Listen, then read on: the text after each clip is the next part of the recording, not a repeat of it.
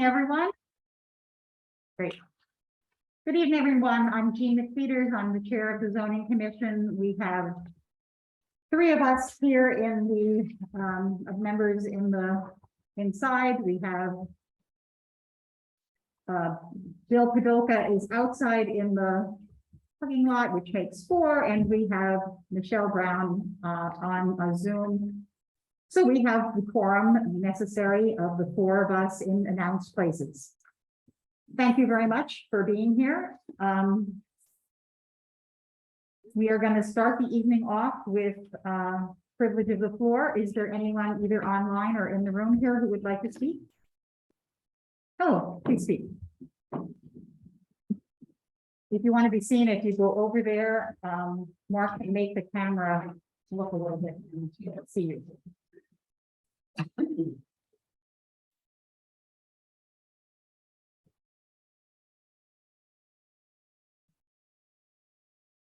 Great, thanks.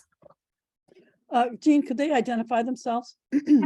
Yes, You're all set? we're set. Okay, thank you. My name is Kim Wetzel. I'm a longtime resident of the town of Caroline, business owner in the town of Caroline. And I'm here to talk to the zoning people and also to Mark, excuse me. I'm real concerned about the way the town has gone about this zoning thing. My concerns are that they have used this coronavirus and that sort of thing to do things within the town. I'm sure that they're following all the appropriate protocol and that sort of thing, but it's made it very difficult for people to participate in the process. And when I say people that participate in the process, I mean the general public, but more importantly, I think I mean some of the town members that are town board members and or members of the zoning commission. Okay.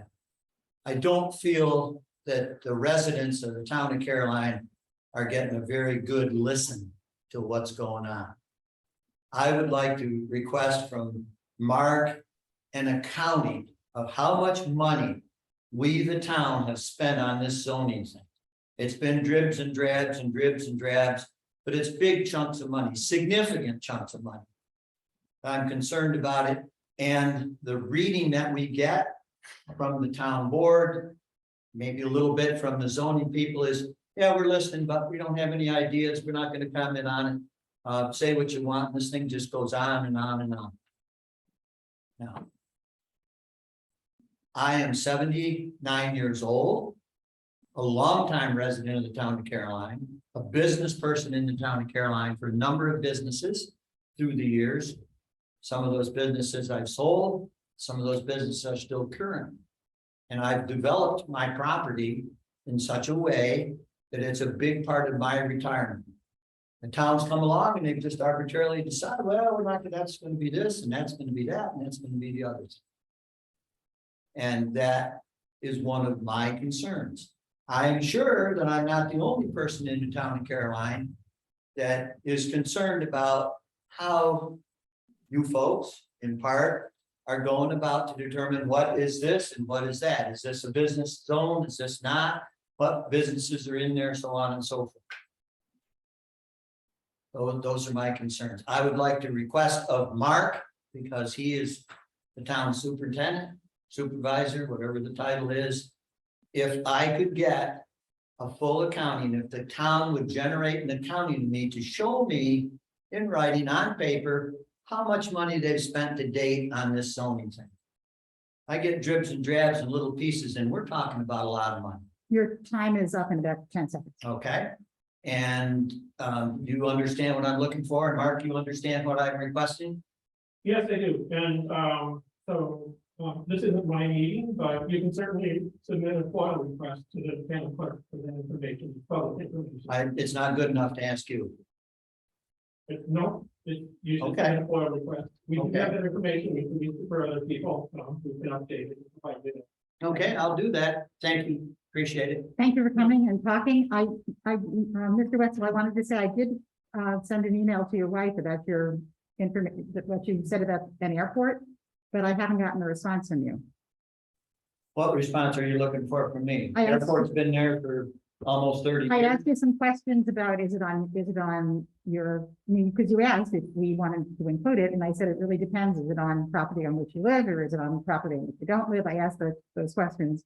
I didn't hear from you. I just wanted you to realize that. Well, I can answer that for you. It's on property that I both live and also own. Okay, I will look and see if, what else I asked, because I don't remember. It's been quite a while. Okay, no, I appreciate it. I appreciate you following up on it. Okay, thank you. Well, Does anyone else want to speak this evening? No, anyone online? I see a hand from Judy. Judy Go. Kowalski. Please speak. Hi, Gene. This is Paul Galgozzi with. Here Oh, with hi, Judy. Paul. Can you hear me okay? I can. Okay, we just wanted to share some of the information that Judy had emailed to you previously. So first of all, we do want to acknowledge that the zoning committee is working very hardly and diligently on this project, so we do appreciate your work. Our questions are specifically, how was the water resources overlay map determined? And is there currently a proposal to require a riparian buffer around creeks and streams that limits development in those areas? And how can we delineate the addition of recommended riparian buffer areas from the existing state and federally regulated flood zones and wetlands when they're on the map all combined together? And will the town of Caroline be applying for money and/or grants for this conservation effort, either before or after zoning initiatives are in place? If so, how will such funding be shared with property owners who experience reduced or restricted private land use and additional care and maintenance requirements? What incentivized zoning possibilities, initiatives, programs are being explored to encourage and compensate landowners' participation in conservation recommendations? Thank you. Go ahead. Yep, just a little more. Does Caroline receive any compensation from the city of Ithaca?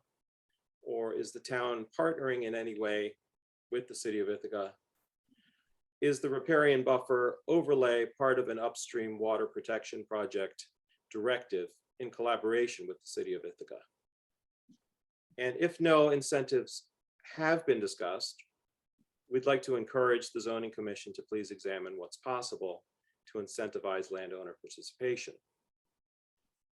It's our hope that the commission values our community members with respect to their privately held property rights and a desire to promote a healthy environment. When loss of land development rights falls on private property owners for the good benefit of all, there should be an equal recompense to landowners for that loss of private land usage. Just as we want to pay a fair living wage, let's set a town of Caroline precedent for valuing community and conservation. This could be a wonderful collaboration. We appreciate your time. Thank you, Paul. If you have that written down, would you email it to me? Or, just take a photograph of it. I just want to make sure I capture it all in the minutes. Yeah, is that Jean speaking or somebody else? Yes, that is me speaking. Yeah, so Jean, that is in the email that Judy sent to you. I thought it was. I just wasn't sure if it was all there. So thank you. It's all there. Thank you. Okay, thanks. Thank you for what you had to say. I will try to respond. I think I said to Judy today that we are going to speak again about water, the water resources overlay tonight, and I wanted to do that before I got back to her about some of her questions. Some of those questions are out of our purview, and I will say that when I respond. I have no idea. I do not believe that the city of Ithaca recompenses the town for anything. I could be wrong. I don't think this is like New York City that owns the Catskill Reservoir. We, there's a stream gauge on 6 Mile Creek, so we have a cooperative arrangement, Town of Caroline, City of Ithaca, Tompkins County Soil and Water, and Town of Dryden to fund that project. But it's a project, it's not Correct. giving you money because you're Correct. providing water That's to the correct. city. Yeah. Can I just, can I, I'm not really clear what they said. can I just ask for a clarification first? When you say some items are out of your purview? what- Sure, it's not in the purview of the zoning commission to, for instance, what I just asked Mark, it's not anything I would have known. I doubted, I didn't think it could exist, but I didn't know it's not in our purview. We have a very clear list of what we are supposed to do that the board gave us, and that's on the website. It's one of the first things on the website that we are supposed to do. And so that's what we're supposed to do, and that's what we're trying to do. So I will try to answer that more when I reply to the email I got from Judy. I appreciate that. I'm just curious as to the riparian buffer. Is it state or federal? We're going to talk about that tonight, and you will learn more, because I can't answer that. I can't answer each and every question. That's fine, but if we're working on an overlay based on a recommendation and not a mandate, I think that needs to be made clear. We are going to try to make that clear this evening, okay? Wonderful. Thank you so much. You're welcome. Is there anyone else who wants to speak tonight? I don't see any other hands up. Hearing none, and it's about 7:20, we're going to go into the approval of the minutes of September 27th. I have sent those out to the members of the zoning commission. Would anyone like to move those? I'll move them. Thank you.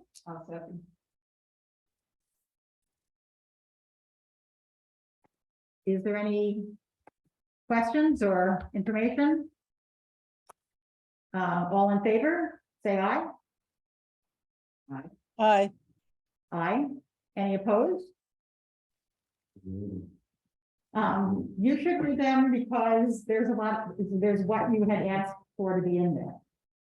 So I'm gonna postpone this and the vote until you read them, because I don't want to mess this up. And there they are. So. And I see that Tim has joined us. Thank you. Tim had notified me that he might be a little bit late, and we'll go on to the town council report. Tim? So one of the reasons that I'm late is because the town website is down. Right. I don't know if you guys know this, but it's totally down, and it gets an error message. I was getting the same thing and had to figure out cleverly how to get into the meeting. Me So, too, me too. Yeah. So we're equally resourceful. I know that Mike Ludgate posted something this afternoon, so it was up until that happened, because he let me know when that happened. So that is outside of my ability to do anything. So I hope that people who are similarly resourceful. Well, it did go out through the town email, so that's how we got it. Right. Oh, good. Okay, That's my report, folks. good. Thank you. Okay. About the agenda for this evening, I know Bill has something he wants to add. Bill? okay, so there were two items that I think would be worthwhile to add to tonight's agenda. The first is a discussion of, pulling together some information on the water resources overlay, because clearly we're getting a bunch of questions. There appears to be some partial understandings, some misunderstandings. So is it a good time for us to get some information together? If so, what should that information be? And if so, how should we get that out to the public? So I think that's a worthwhile discussion item, and I think we should do it, pretty soon in the meeting right after this. And the second, and so I'll move that in a minute. And the second motion is to add a discussion at the end of the meeting, looking forward a bit as best we can to when we might be having a public information session on these latter parts of the zoning plan. Just because it takes a little while, we want it out there in the public, we want some time advertising, and so we need a little heads up on when we think we might get there. So I move first that we have the discussion about the water resources overlay information next, and I then also, let's say with that first, I guess. You can put them both together, and I'm put them, and he's putting them both together. Who would like to second that? I'll second. Thank you, Barb. Any questions? Any discussion? All in favor, please say aye. Aye. Aye. Aye, okay, that's unanimous. Okay, so the next thing we're gonna do is we're gonna make a discussion of where we are on the water resources overlay. We'll have a brief discussion about this. I would say that Bill has the best ability to do an explanation of this, of all of us. So why don't you start, and then we'll have others add in.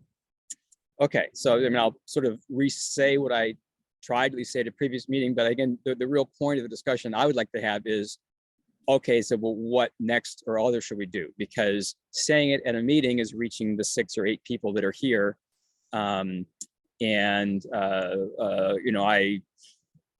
That's good, but I think that there needs to be maybe some outreach on it. So certainly we could produce something that's posted on the website. We could have something that goes out, in the town listserv, that sort of thing. So what I think needs to be clarified, and I think it's starting to get clarified, is what the water resources overlay is. And as I have said a few times now in writing and here, but just there are 3 main components of the water resources overlay. One is the flood zones, another are wetlands, and the third is riparian zones within the stream side areas. That's separate from the data sets that generate those. And it seems like there's some concern over that. So we can also present information on here's where that information came from that generated those layers. So the next issue is, what are the regulations? What's happening about those? And how much is different than what's been going on already? And of those, there's something new only in riparian areas. So flood zones are mapped by federal government, FEMA. The town has a local law that has something to say about flood zones. It's a flood damage and protection law.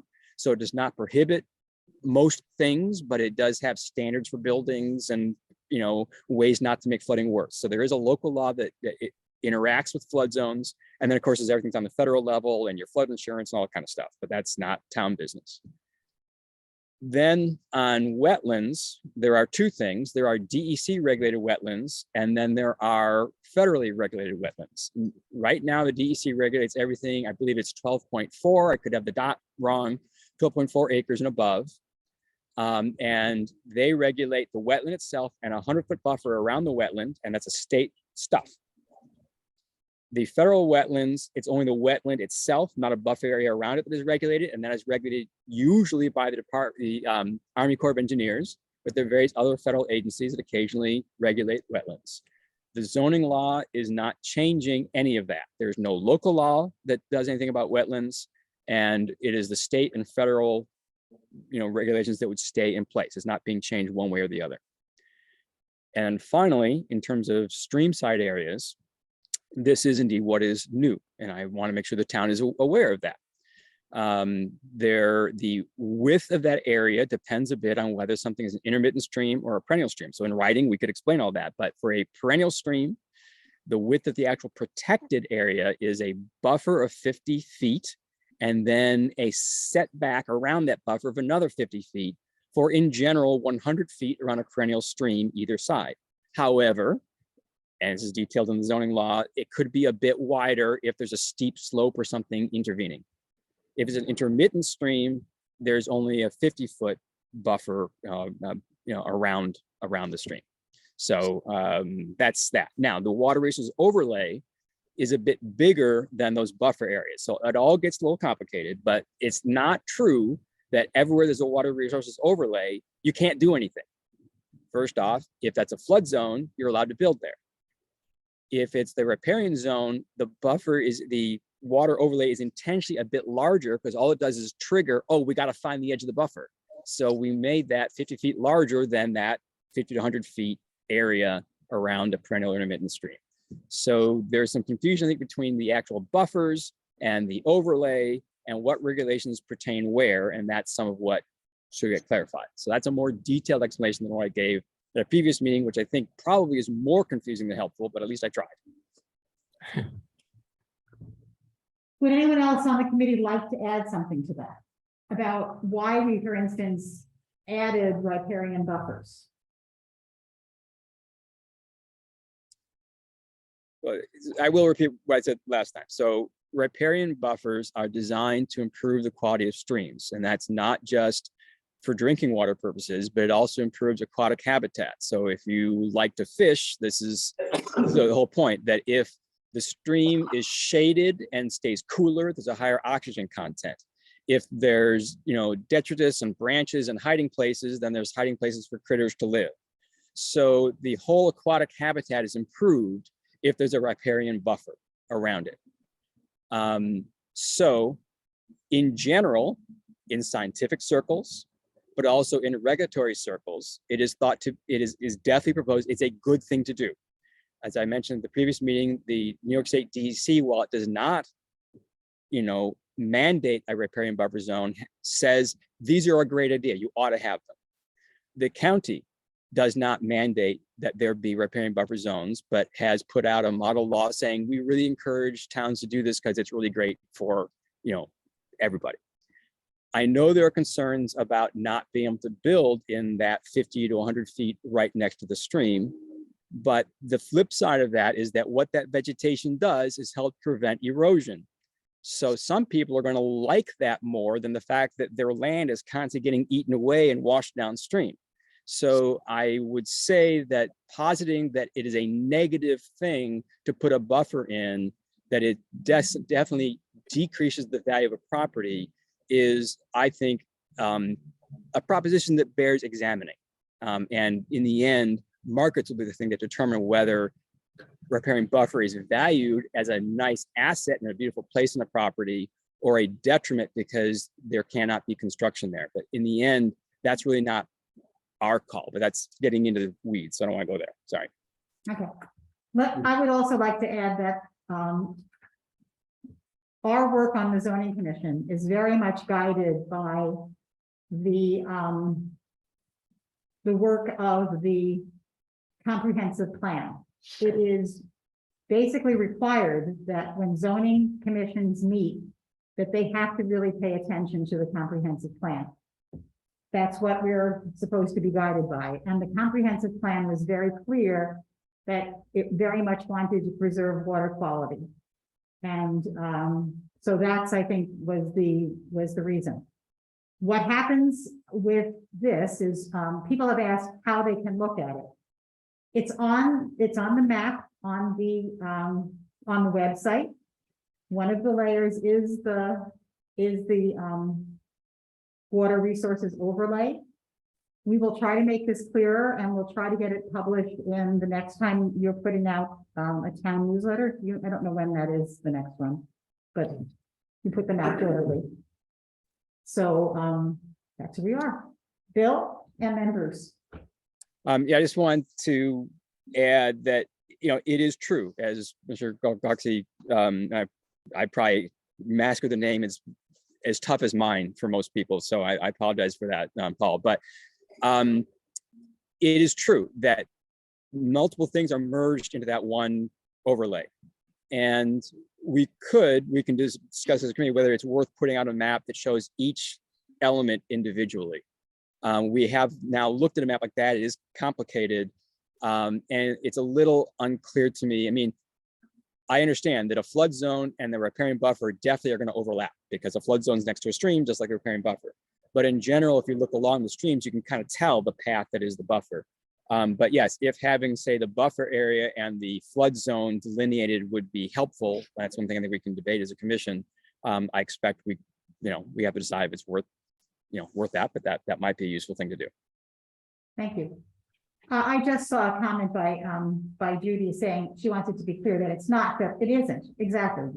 I think Bill said very clearly that a riparian zone is not federally nor state mandated. And in New York State, zoning is done at the lowest possible level of government, not the county. The county recommends it, but they don't make rules. Okay. So that's where we are on that. We will try to publish this more, and then it's, and I will answer you tomorrow in email as much as I can.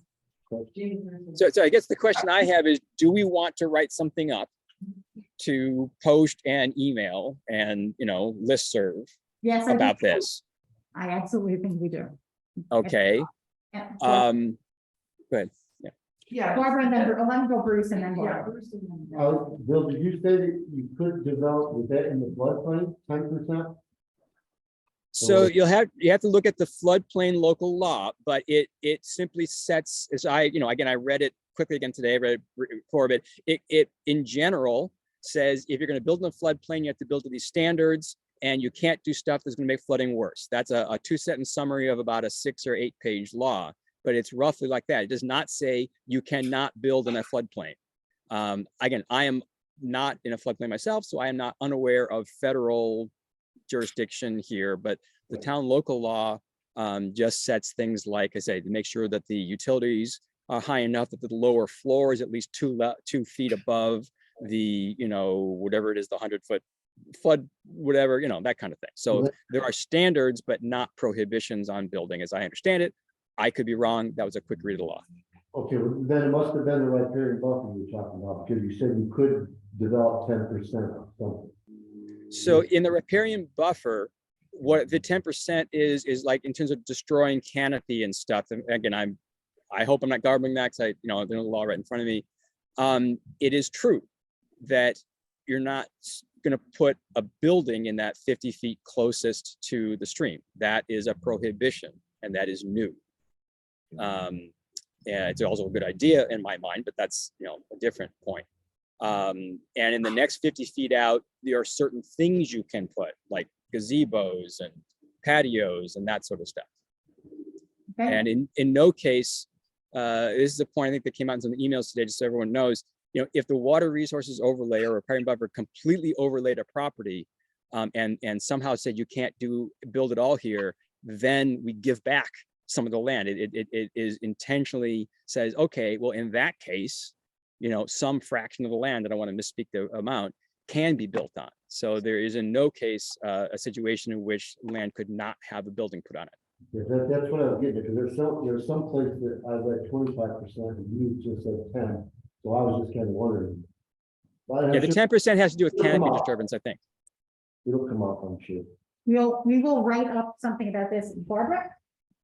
Yes, and I really encourage that we write up something and post it on the website, but what I'd like to suggest is that we make sure to include information about the different components of the water resource overlay, which Bill has reviewed, but also because the public does not have the benefit of a newly posted draft that refers to some of the things we're talking about here, that the information that we post about the water overlay therefore should include excerpts from throughout the current draft of the zoning law language, so that it's clear what is being proposed, not where the overlay will be and why it's there. That's important information.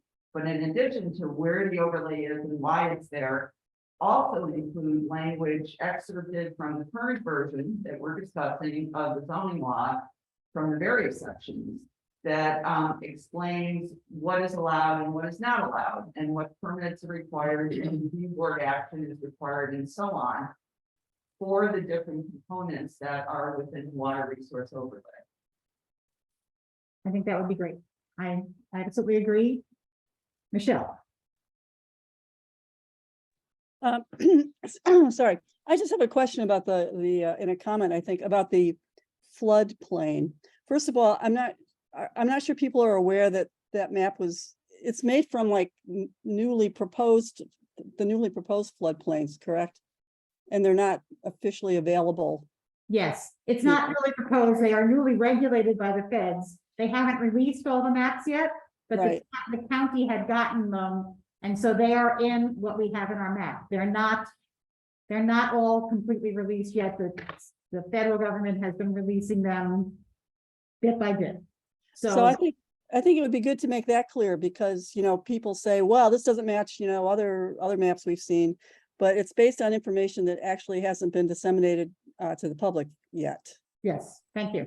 And the other just comment or question I have is, I don't understand why somebody would want to build in a floodplain. People do it in Florida all the time. I mean, it's just, it doesn't, in other words, the areas we're talking about are not optimal building sites. I don't understand it, but that's just my own comment. Yeah. And it may well be that many folks would choose not to, again, but the principle is whether the town decides to say you can't. And I think the town decided not to say that, but to leave it totally up to the private landowner. And I agree. Many of them will say, well, let's just move it over here where I'm out of the floodplain, but. Exactly so. Okay, I think we have finished this conversation. And we are going to work on assigning this to people to write something up. And trying to get it put out on the website and probably in the newsletter and probably in the Brooktondale newsletter as well, which reaches a large part of the town. Bruce? On the overlay, Yes? Bill, you sent a message to Mark. That you copied him and your comments on regulatory action. And it does or does not require compensation in the riparian buffer. Did you send that to everybody or no? 'Cause I didn't read it, but. I sent it to the whole zoning commission. If that's Okay. what you're asking, Bruce. Yes, sir. Okay. Because I was looking for it, I couldn't find it, so, but I'll find it. Thank you. So, let me just answer that question. As far as I understand, compensation doesn't usually come up. It comes up in the form of how your land is regulated. As I said before, there are places like in the Catskills where New York City essentially owns the entire reservoir that's used for New York City in the Catskills and regulates that land very heavily. Even farm animals are regulated within that area. How many cows you can have, et cetera, et cetera. But, and there's very little compensation for it.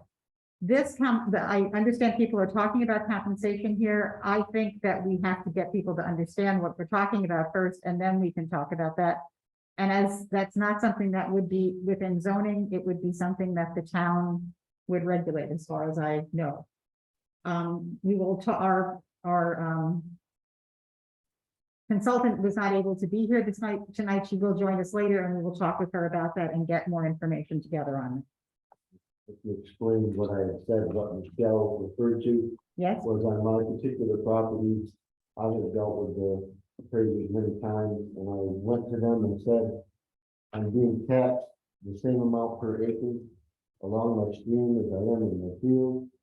And then the results, which I didn't feel was right, because I'm not sure of the figure, but it added up to something like 8 acres of land that I was being taxed per acre the same as all my good land.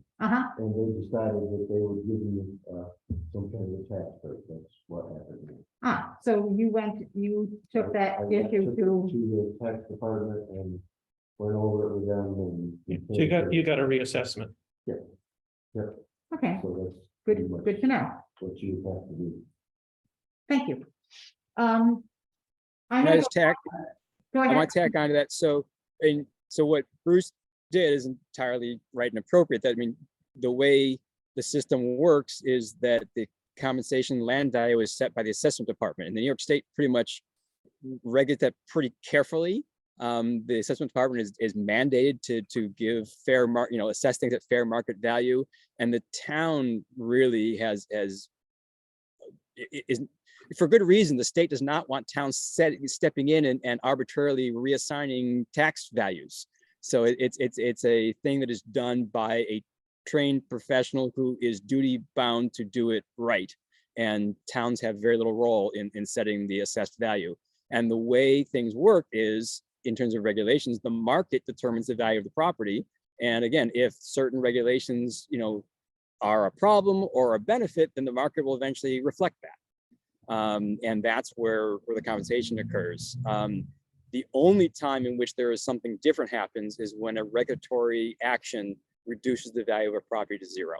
And there are many court cases, I don't know how many, but anyway, there are court cases that establish that principle. That's a very basically rock solid principle. So I will, maybe not surprised, I volunteer to write a first draft of something on this. And I would actually probably do what we sort of had done with questions and answers is, I'll write it, pass it by a couple for a little initial feedback, then out to the whole zoning commission for referral feedback. And I am willing to start that process if you guys would like me to. I would very much like you to do that. Thank you so much for volunteering, and I'll volunteer to review Bill's work. I love that. I was so hoping. And that gets you 3 years off in purgatory, both of you. I just wanted you to know that. Thank you so much. You probably didn't know that I had the ability to do that, and I actually do.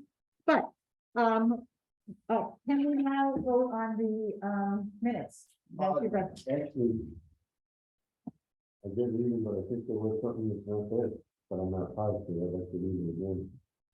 Okay, we will I was trying to postpone. pay attention and trying to read at the same time. and it We'll didn't work out. postpone them until next week, because we're meeting almost daily now. So let's just postpone the minutes until next week. How's that? And that you'll have a chance to read them. You can take that, please. They don't need a copy. I think you said it. I sent them this morning. Okay. Or maybe it was yesterday. I have no recollection. Let us go on. At the last meeting, we talked a lot about Route 79 and commercial, and we did the site plan review article. We are not going to talk about commercial again tonight or finish up the next part of the site plan review, the next article, because we really want to have all of the zoning commission members here for those, and Ernie is away this week. So we're going to go on and do extremely boring parts of this law. Gee, Yep. excuse me, a minute. Sure. There was an agenda item. Oh, that you're right. Skipped over. It was number 4 on the. Oh, you're right. You're right. We're going to do that.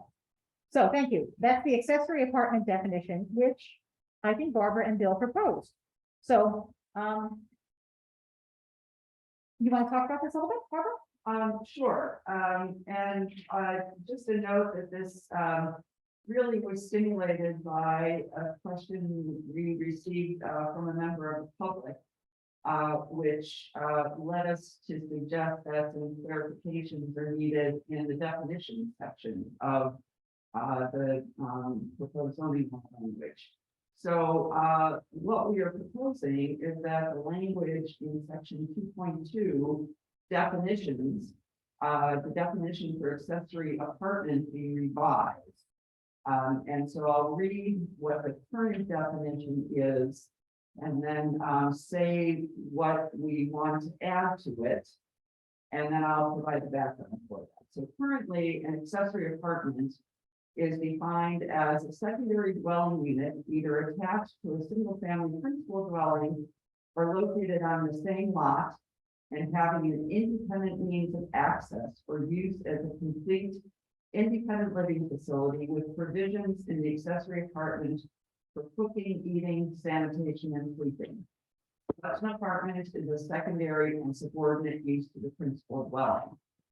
So we propose that that language stand, but we add another sentence to the definition that would read, however, single wide and double wide manufactured homes may be considered an accessory apartment on a parcel, requiring no subdivision of that parcel if all water and sewage requirements for Tompkins County are met.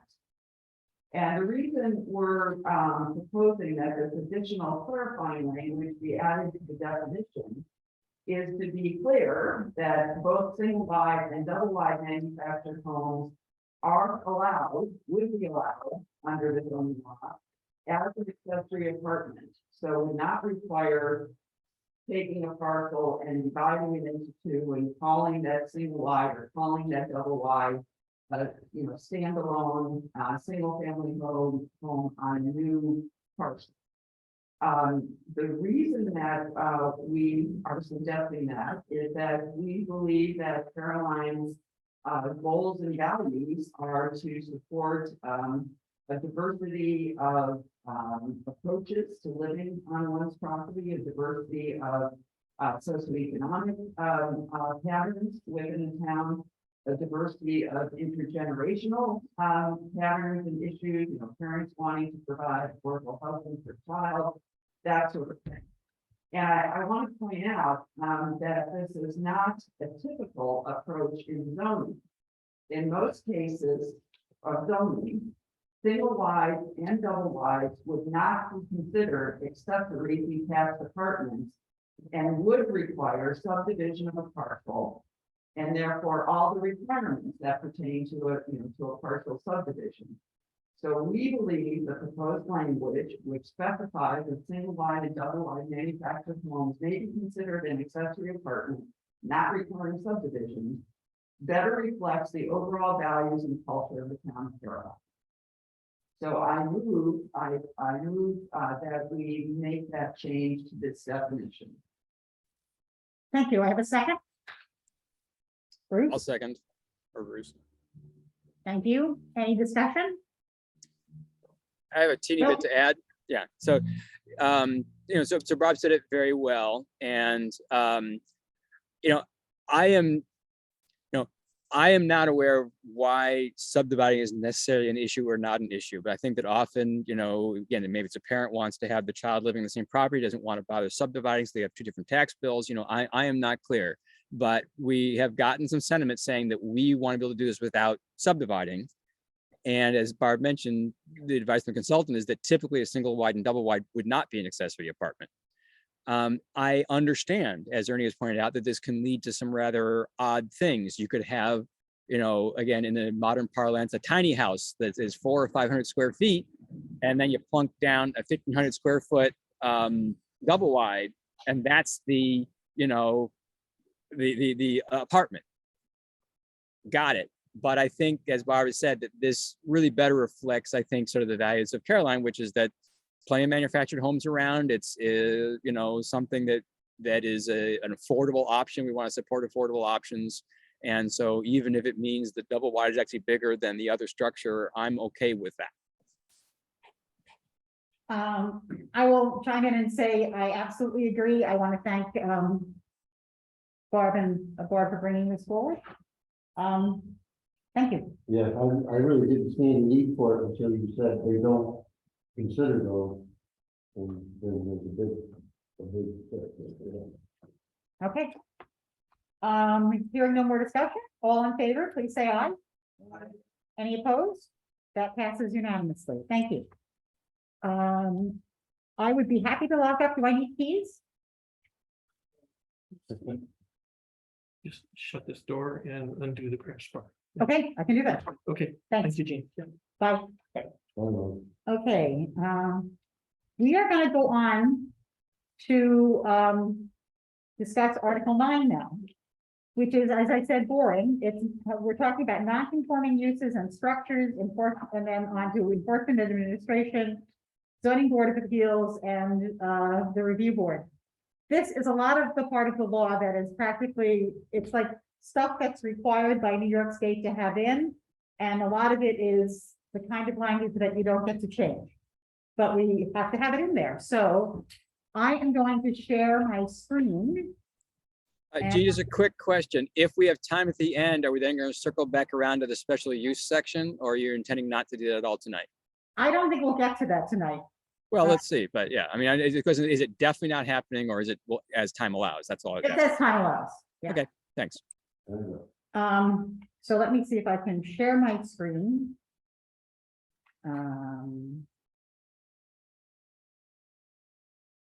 Share screen. Host disabled participant screen sharing. So I'm going to go pretend to be the host and allow myself to share my screen.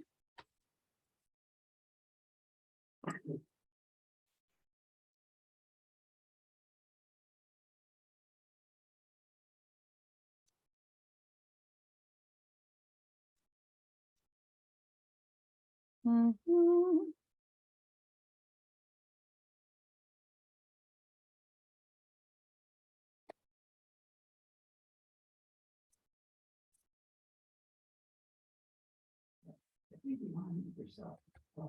Yeah. Okay, so I think we can do this now. Let's see.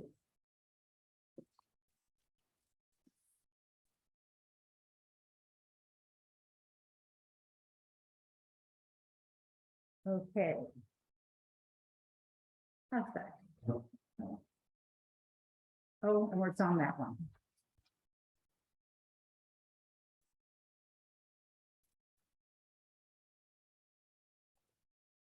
Okay, great. Can I make this bigger? Let's see.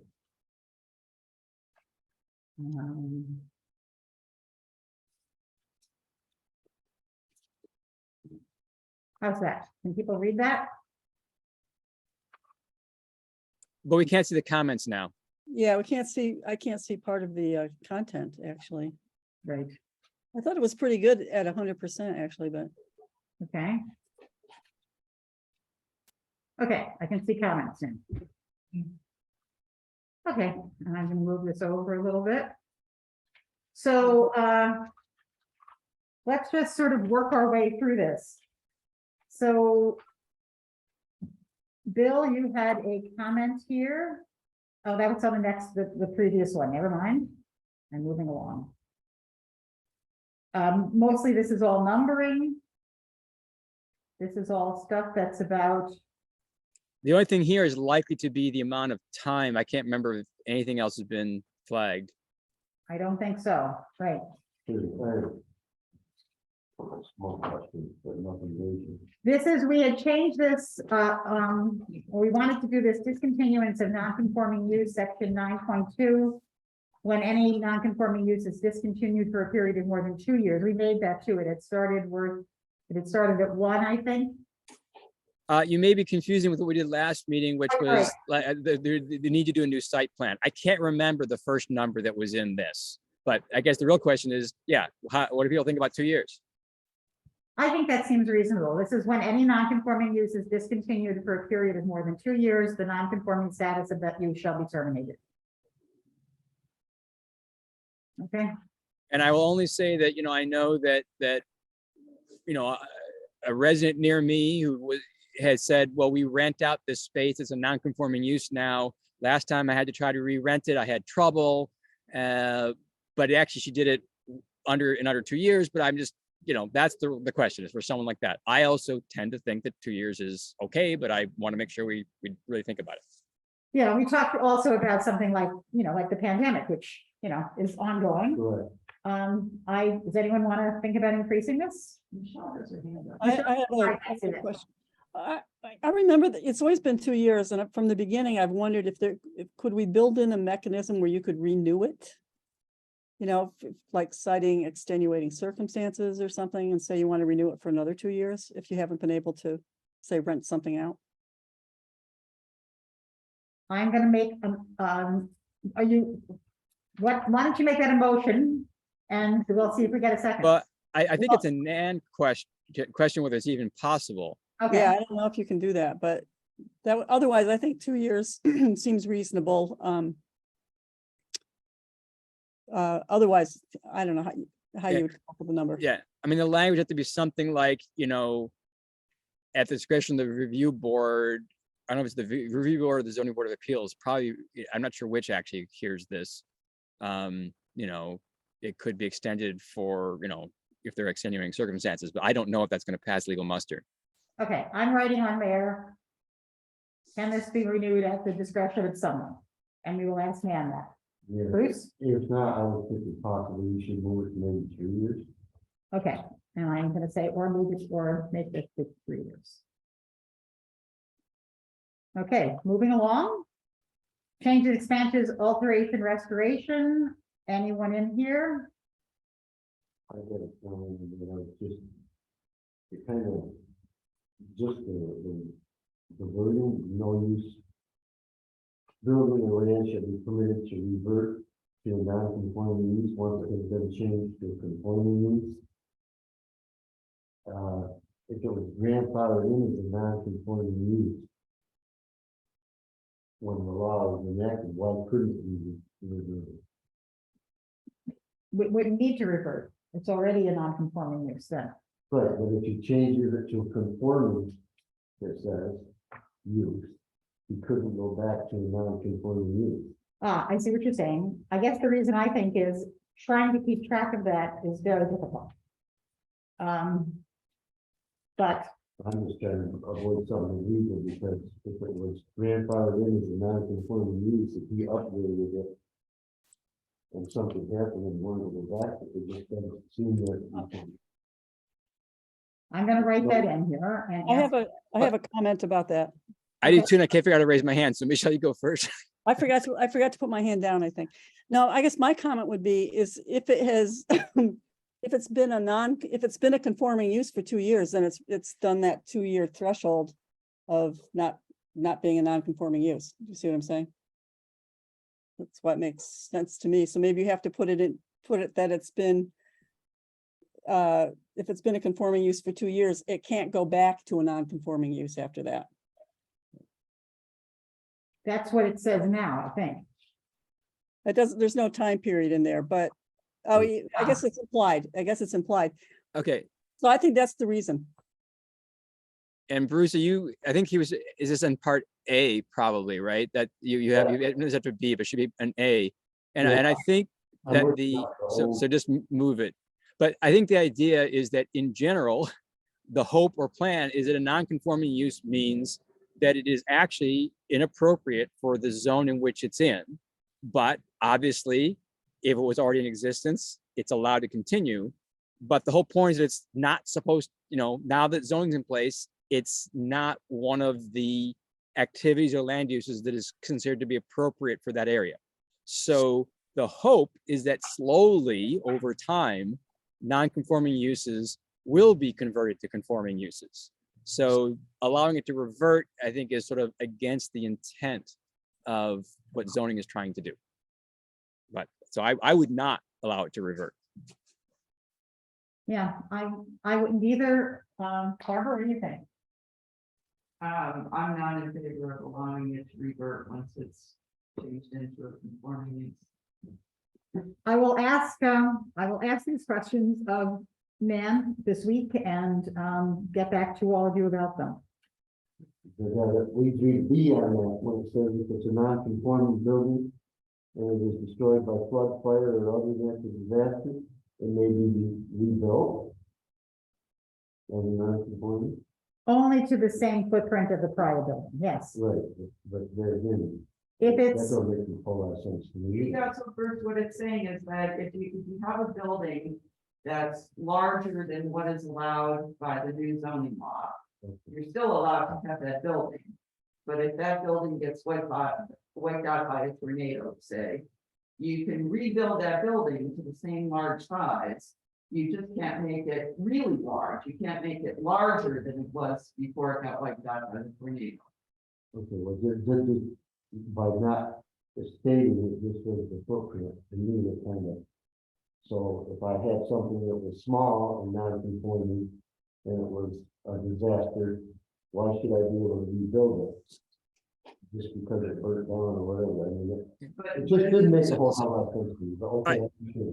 All Yeah, right, so If so I, only if it doesn't, if it's, doesn't meet, if it's more than the dimensions that are allowed, Okay, it's non-conforming. And so you can rebuild back to that non-conforming size. You just can't build back sure. bigger Right. than it was. so Bruce, I think this is true, and this is what we're using now, but so let's say you have a building that is small enough, so it's conforming, but you have a use that's non-conforming. And a tornado wipes out your building.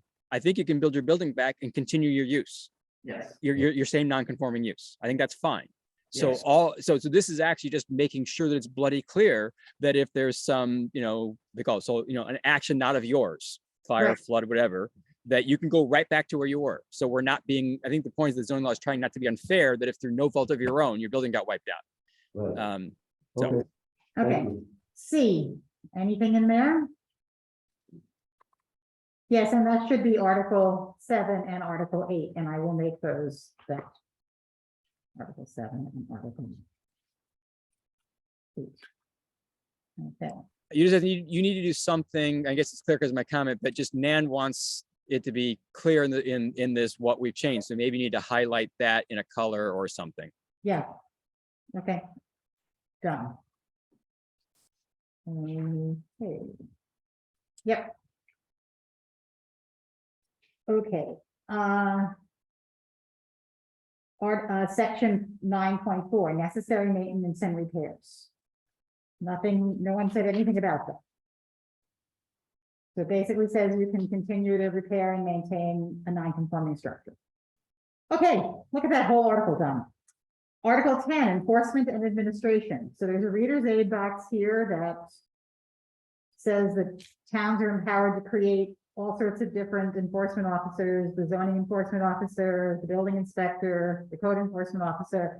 The way the town recently advertised for a new code enforcement officer was to use the language that included everything, and the reason they did that is they anticipated that they might pass zoning. Gene, So- that's actually wrong. Oh, I'm sorry. They have always advertised, because that's sort of the official title of the category in which they right. put the application. So they did not do it because they're anticipating zoning, but they simply put in the same sort of ad they've always put in. okay, so it's the same for this community, it's the same person. Right. Okay, and that's for, okay, so some places, I guess, have people who do different things of that, but we are not big enough. Right. But and it actually is important for the town's code enforcement officers to understand zoning because the neighboring towns have zoning, and sometimes that's relevant. So that's the other reason why zoning expertise is valued in that role. Okay, And I'll also just add that that was a civil service designation. Right. oh, good plan. Came from the county. That's what I meant Okay. by category of job. The way they had to post it was that way. Okay, Article 10A. So this talks about that has to be, include all requirements of local law 1 of 2013, administration and enforcement. These are not things that we can change, that's how it is. Article. Yeah, I have highlighted there. So Ah. that yellow is my highlighting. I mean, that's like a listing of things and it doesn't follow from anything that's above. And I actually just think it's in there by mistake. But does anyone Okay. understand what this list of categories and articles that do not apply to our zoning law are doing here? No, I agree with you. I think, highlight that for Nan and ask her, if they can be removed because they seem irrelevant. Okay, I thought they were part of that law, but Nan. Are these relevant to us? Okay. B, the code enforcement officer shall have the following duties related to the zoning law. I see that Ernie has suggested something here.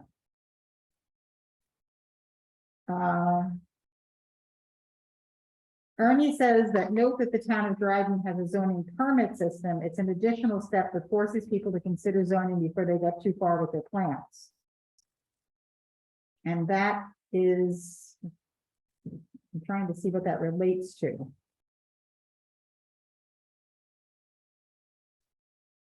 Scroll down a bit.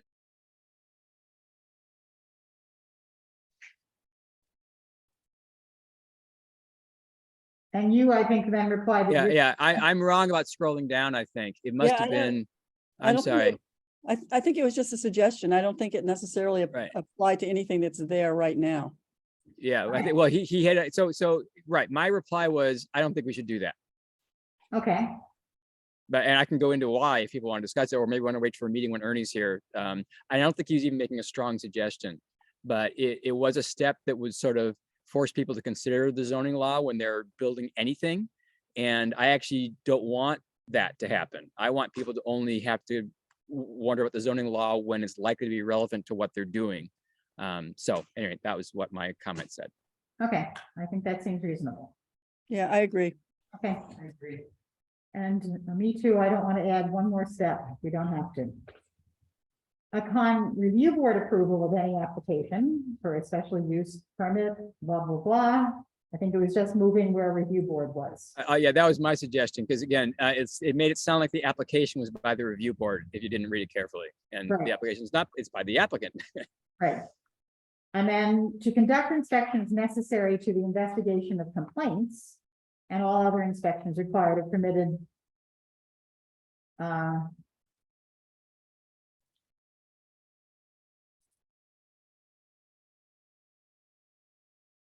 So you added in the investigation of complaints still, that seems, I think, no, click on that. I can't remember what I said. you said, I changed it. I said to the investigation of complaints is kind of wordy and weird. And I said, how about to investigate complaints? to investigate complaints. I think that makes a lot of sense. Yes. To investigate. Complaints. Okay, Get rid of the of. yes, I will do that, and I will make this yellow. And we will get rid of. Okay. Great. Number 4, there was nothing in. These are about stop work orders. Number 5, I think you highlighted in and you were suggesting act instead. Where necessary in the discretion of the town, and I think you were right, it should be at the discretion of the town. I mean, some of these are little things that Nan might well have fixed. It just mostly helped draw her attention to them, you know, so.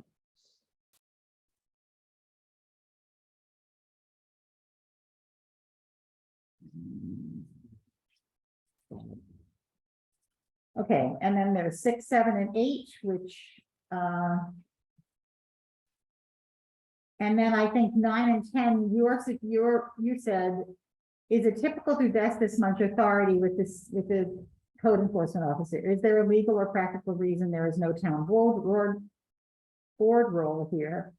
And then you say, CJ injunctive relief below. So maybe I don't understand the legal nuances of commence and pursue. Commence and pursue. Right. Right. So what it turns out, if you look, when we get down there, it does say that to pursue a legal action, town board approval is needed.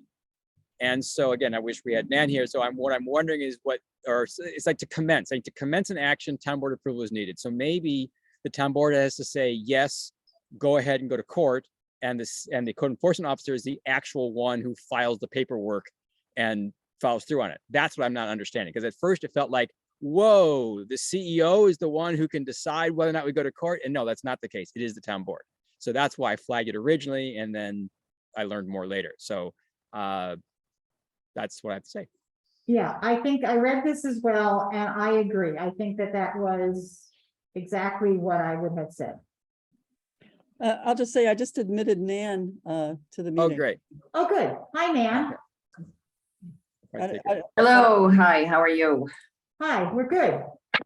We are, well, you can see that my screen, we are in Article 10. And we were just saying on the bottom of page 73.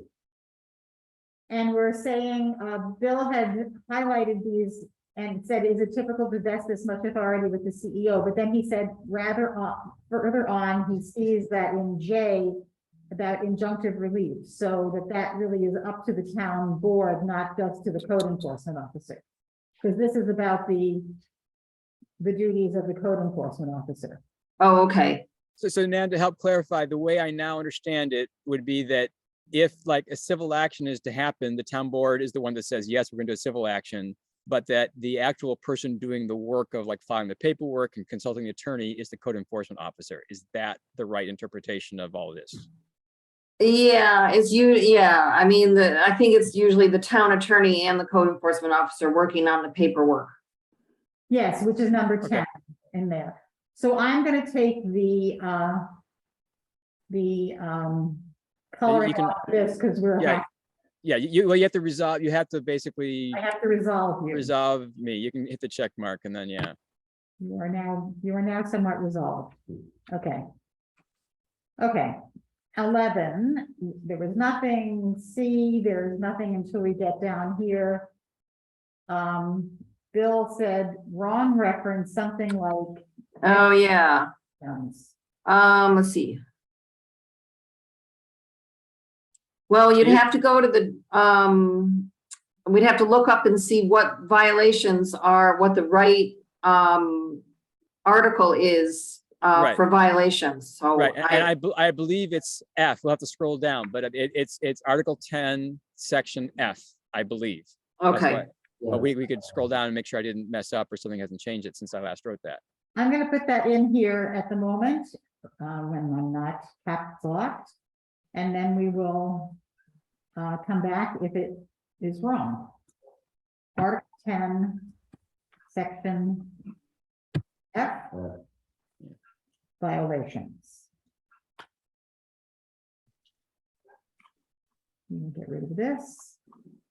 We will click that. And we will mark this in yellow so Nan will notice it. Okay, thank you. Okay. Then we have, if appropriate, stop work order. We don't have any other things. We go to D, record keeping. That this code enforcement officer shall keep official records of all transactions. And I think, yes, we have her in here, which seems excellent idea. And we'll just make that yellow as well. And do that. And we'll edit the paragraph. And that'll be that. Okay. So then record keeping just goes on and that all seems fine. Do we need to add anything about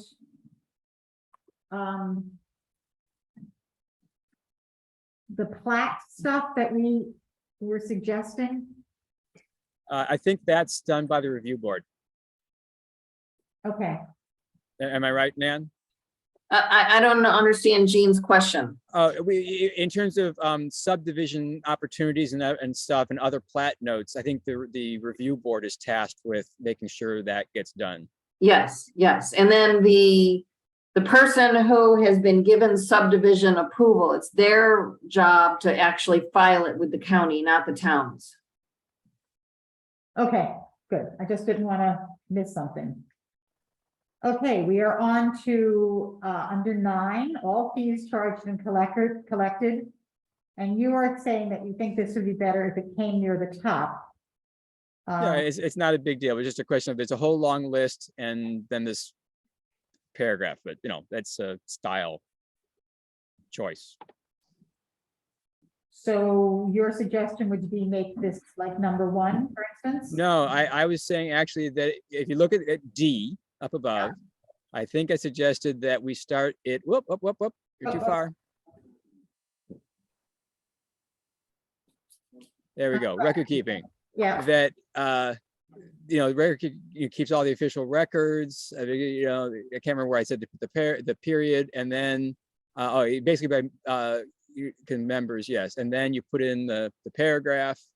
You have to read my whole, I can't see the edge of that. me either. Well, I think it'd be better if this content came near the top. One suggestion, and the first sentence after D. Show more, hit the show Yeah, more, hit show more. Record keeping, after D, record keeping act conducted by members of his/her office, then insert this content. Then new paragraph that starts, record should be kept include.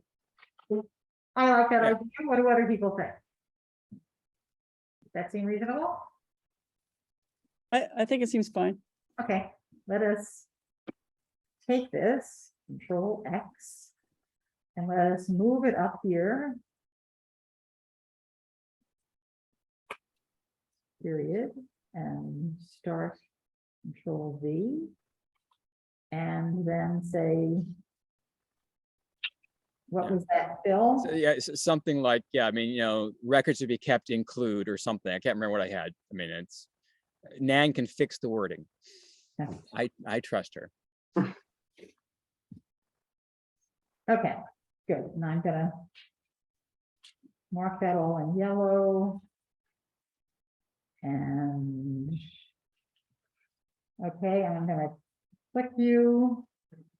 And we're gonna click that, and there we are. So that was D. E, there was nothing. F, there was nothing. This all seemed very rational. The code enforcement officer shall cause the compliance office, blah, blah, blah. There's a lot of this. I guess these criminal penalties and enforcement, are these? My question when I read this was, is this something that we have in our law, or is this a state thing, or where do these numbers come from? Yeah, those are penalties that are set by the state for this kind of offense. So we don't really have any ability to change those numbers. Okay, great. Okay, injunctive relief. So, so the town board has to approve a court action, but the actual work is going to court, exactly, yes. Okay, so that was the injunctive relief part that we referred to before. Remedy is not exclusive. Okay, that's kind of like a big L. Bill says, I assume all of these except change in use of space already require a building permit. I have no idea. Yeah, and Mark's not here. Did your building or your code enforcement officer take a look at these at all? He was asked to, but I haven't heard anything back. yet. Okay, I don't think we've heard back yet. okay. I mean, these are pretty standard things, but we want to make sure he or she has the tools they need Right. to Right. get this done. And again, and part of it is to sort of underscore what's new, what's not new. I think already if you're building a structure or you're enlarging a structure or you're moving a structure, then I'm less certain about moving, you probably have to get a building permit.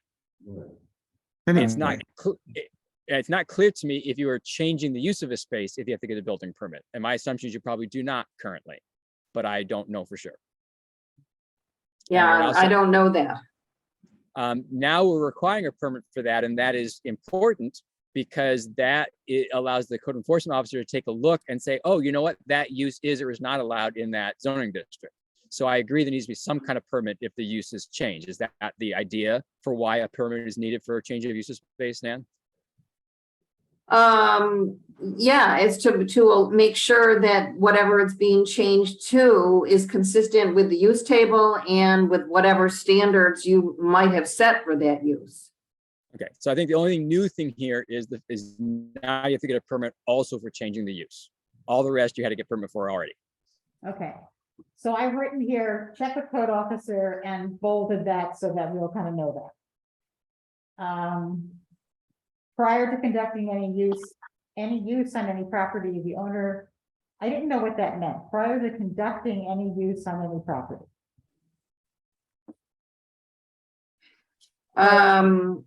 Well, this isn't necessarily a zoning thing. I mean, this is pretty much how the building permits work. You know, you're technically not supposed to build anything on your property until you've gone to the code enforcement officer to find out if you need a building permit. But it's that word, prior to conducting any use on any property. Oh, That should be. Should be commencing. Commencing, I would say yes. Commencing is a lot. Yes, I think that's better. Okay, so we're gonna do. Commencing any use, okay.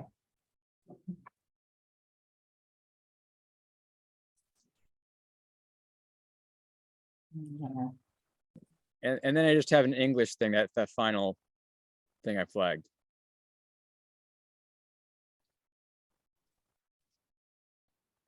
It says for review, comma, by the code enforcement officer, which gets a little confusing. So I just gave it, you know, and again, I'm happy to have Nan look at that comment and decide whether to revise the wording, or if you want the whole zoning commission to weigh in, that's fine too. Nan, you look at this one and we'll leave this here for you. Yeah, okay. I think that's your suggestion, Bill, is fine there. Thank you. Look at and put in. Okay. I'm gonna make this thing yellow too, so that you'll know what it is. Okay, look at that, Article 10, woo! Okay, Article 11. Zoning Board of Appeals.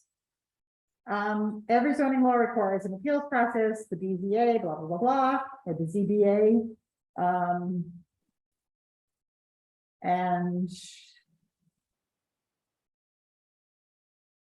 okay, and Ernie said he got this word good. Put that off there. Thank you, Ernie. Is it legally, Bill says, is it legally required that the zoning board of appeals be a separate body from the review board? Yes, Yes. Okay, I thought it must be, but I wasn't sure. So okay, Yes. so then most of what I wrote there can just be X'd away. That's fine. Okay. Okay. Okay, so this is all And this, Now, before you go on, Jean, that Yeah. number, that B, that Yeah. is one of the few places in the ZBA section that you have the ability to change. right, You can have a 3-member ZBA or a 5-member ZBA. I put 3 in thinking that, it's a small town, it's hard to get volunteers. So I put 3 in, but you could put 5 in if you wanted to. what do other people think? I think we talked about this briefly and I thought 3 was what we were. Yeah, I think we were happy with that, and because we were Yeah. afraid that we would be asked to serve. Well, yeah. Well, and I mean, and you're telling right now, you said what I would have said, which is, given that we already, the review board is going to have it's going to have more work now. Right. And so we have to get a good set of people for that. And the planning board will be continuing its work. So I think 3, is asking a lot for the small town. So. Okay. The Okay. review board has to have 5, I think. I think that's right. All members and alternate members shall be residents, blah, blah, blah, so this is all pretty. When so designated, the alternate member shall possess all the powers and responsibilities, so you get to also have an alternate member. Um, Now, you don't have to have that one, you don't have to have an alternate in there. But given that you have a 3-member board, you won't be able to do much if you didn't have an alternate. So No, I added that in. I think it's a great idea, both as it says for conflicts of interest where you have to dismiss someone or someone gets sick for a while or goes on a trip. I think it's a great idea. I do too. For some reason, English grammar doesn't like such member, I don't know why, but I know. I don't have a problem with it, so. Okay, training and attendance requirements, so ZBA people have to go to training. Because that's a state rule. Yeah, Uh, I have something on that when you get down to number 3. Number 3? No decision. no decision of the zoning board of appeals shall be voided or declared invalid because of a failure to comply with this training requirement. Okay. So what I do you don't really have a problem with that, but then it gets down to removal of the member. think? Uh-huh, It says failure to comply with mandatory training requirements, uh-huh, you can be kicked out. right, So if you can make a decision when it stands, if you didn't meet the requirements, then I would think you would get a chance to meet the requirements of mandatory training before you. It just seemed kind of funny. I mean, I'm sure that it wouldn't be done unless they didn't meet training yeah, many times. yeah, I think that's generally the case. I mean, when I've been on things where I had to have training, you had, you got reminded a lot. Stuff right now is review board training. It takes 5 minutes. Right. Okay, so failure to attend 33% of the meetings during the course of the year, failure to complete mandatory training requirements. The chairperson of the town board appoints a chair, the zoning board of appeals clerk. And public record. So there becomes a clerk who's probably usually the town clerk, but doesn't have to be, I assume. The clerk keeps the records. There is the Board of Appeals procedure, minutes, meetings, records. Open to the public.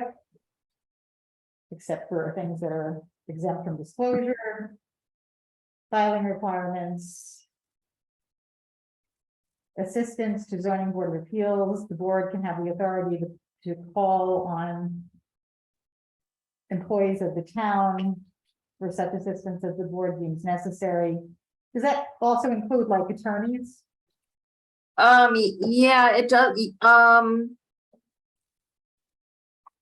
It usually says something in there about that the board can hire whatever other assistants it need, attorney, engineers, whatever. I'm not sure if that's somewhere else or if I missed that, but I think we should clarify that does include other kind of contractual help that the ZBA may need to review a project. And I'm pretty sure it is in here somewhere because it's ringing a bell. But again, I read, 5 sections over the weekend. I don't remember if that was for the BZA or if it was. You're right. Yeah, I mean, it's in several other places for the review Right. board. I'm sure it's Right. in the special use section and the site plan section, but Right. let's just make sure we add it in here just to be consistent. Okay, so Yeah, I that's, was gonna say, if it says all costs required by the department, it should be done by what? Right. It should be in there so that it's understood. okay. So we will, then we'll check on that. Hearing appeals, blah, blah, blah, Article 16 of the New York State Town Law. That seems fine. Bill added code enforcement officer there. That sounds fine. Filing of administrative decisions, times of appeal. All appeals must be taken within 60 days after the filing of any order. I'm sure. Then I that- assume those time frames are also specified by state law. Absolutely, yep. Okay. So we've got secra shall be paid to the board, shall be borne by the appealing party, and shall be paid to the board. And Bill says which board, the town board or the zoning board of appeal? Well, it would be to the zoning board, but it usually is it's paid through to the town clerk, but it would be the ZBA. Okay, so we're gonna make that to the ZBA, and I'm gonna highlight it in yellow, and you can make that be what you want it to be. Okay, great. Great. Stay upon appeal. Bill put in zoning board of appeals in there. I think that's fine. Are we, is it the zoning board of appeals? Yes, the zoning board, it's a plural board of appeals. All the way through, yes, okay, Yes. yes, okay. The zoning board of appeals, we get down here, Barb added. My internet connection is unstable, it's saying to me. I don't know why. I think the things that Barb did there reflect changes in, an iteration of the Word draft that she was copying over to the Google draft. Yes. Okay, so I'm gonna delete that, Well, no? the Parkway, yes, I'm just trying to figure out why E was removed. It shows Because- up later. Oh, it shows up later. Okay, because yeah, that's a requirement. Yeah. Okay. So we're deleting all these.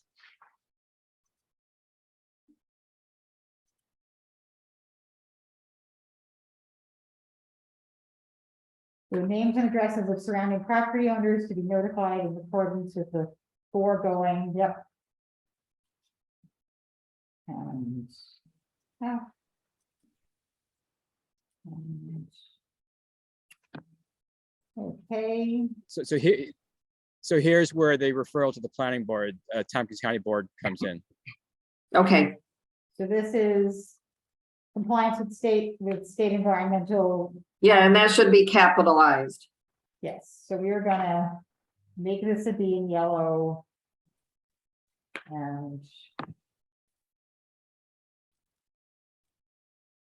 And you might as well, And then as Michelle, right, go ahead, Michelle, sorry. I was gonna say, you might as well put the acronym after it. It's like usually Right, you use the acronym the first time you refer to something. right. And then you can just say secret the second time, with Okay. the words, standard.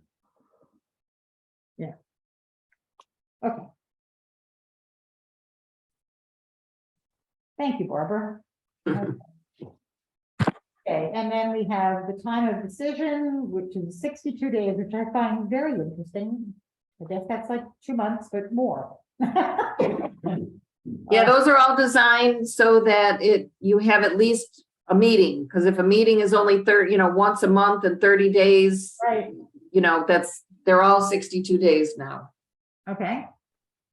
Voting requirements, no one seemed to have any objection to these. Filing a decision and notice, rehearing. Permitted action by the ZBA.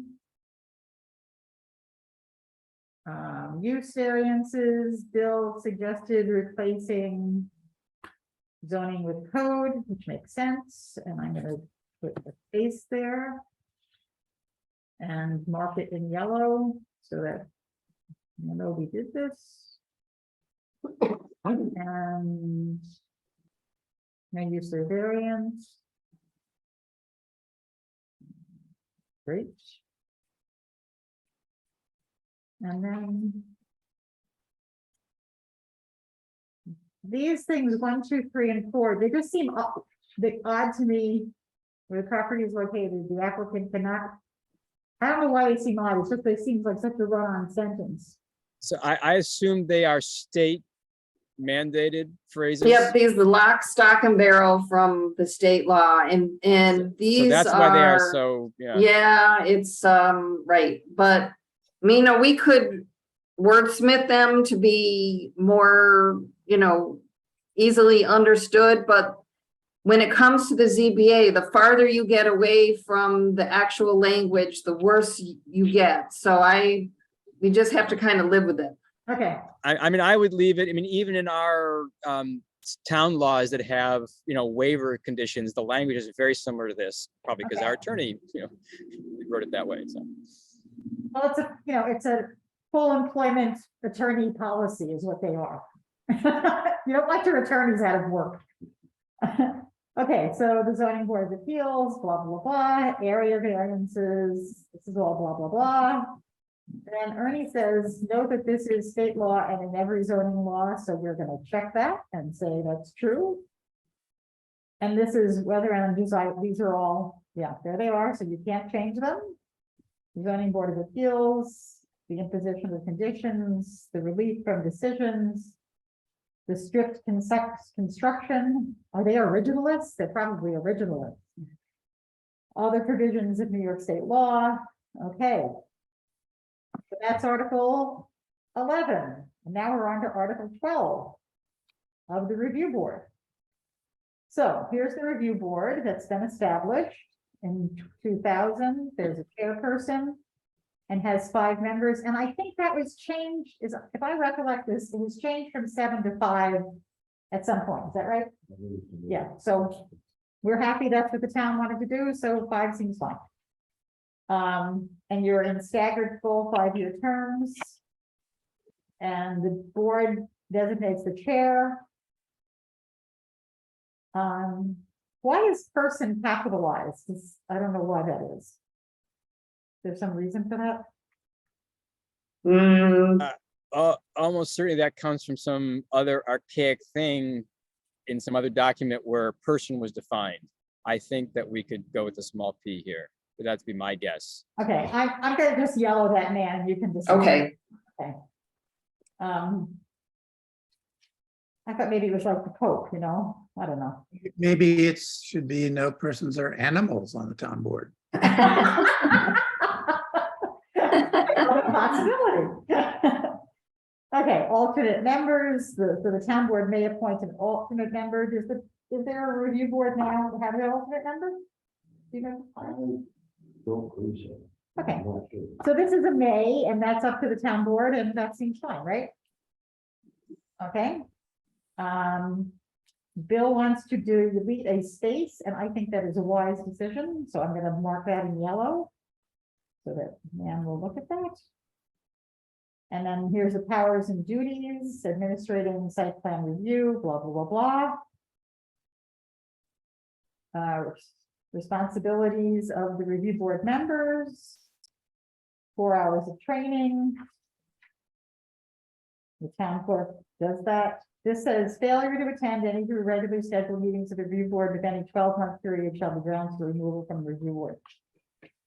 Is this the same or different as the general town policy on committee board membership? Tim, do you know that? No, I don't know that, as a matter of fact.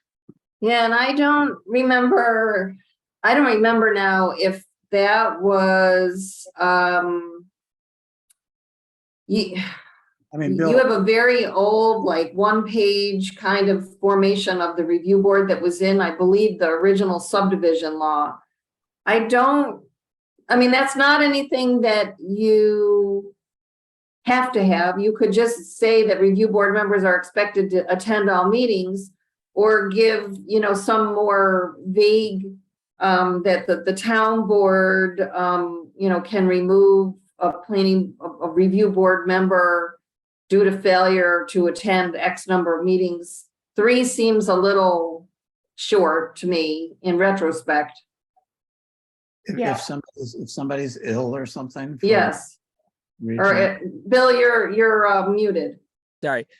I have this vague recollection, the town passed a policy on membership in committees, et cetera, 3, 4, 2.5, I don't know, some time ago, because Irene was on the board at the time. So I met that put it, so yeah, I mean, and so we'd have to find that language. I mean, because that would apply unless we change it here. And so I was just asking, is this much different than what the general policy is? I have no inclination one way or the other. The only committees that we have that has any regulatory teeth is review board. Right, So- but we still set there was still a policy of how often you had to go to meetings if you were on the planning board, even though we have no authority. So there is a town policy. We should at least be aware of it and decide if it should be more or less or the same for the review board. That's all I'm really I saying. have proceeded my time. Okay, so, we will ask what the town. Yeah, so let me just do a what if there is no town policy or it's not this language, how do you all feel about that? Do you want anything like that for the review board, or how do you want to address this? Or do you want to address it at all? I think it makes sense to make it the same as the BZA, which is 33 1/3%. So that would be 4 meetings in a year, right? Yeah. I mean, I just, a foolish consistency is the hobgoblin of small minds. And is grounds for removal the same thing as removal?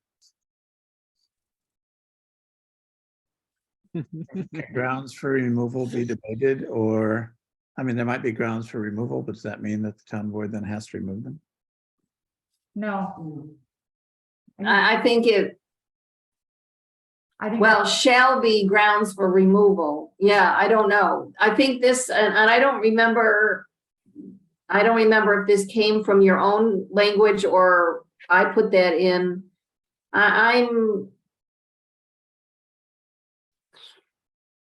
It's very difficult. I mean, you have to lay out specific reasons why you're going to get rid of a review board member.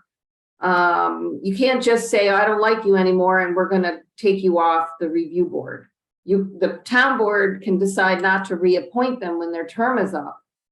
And they can be removed for cause. Usually the language is that planning board members can be removed for cause. And that kind of cause is left up to, some sort of more vague determination. This is quite specific, so I'm a little confused myself as to where that came from, but why don't we just highlight that for now? Yeah. And let's check and see if there's anything else in any of the other town policies that we have to emulate. And I will also look up what the state law for a plan, that would be for a planning board, same thing, says about removal of planning board members. So let's leave that open for right now and come back and revisit that, because I'm not sure about that one. That sounds great.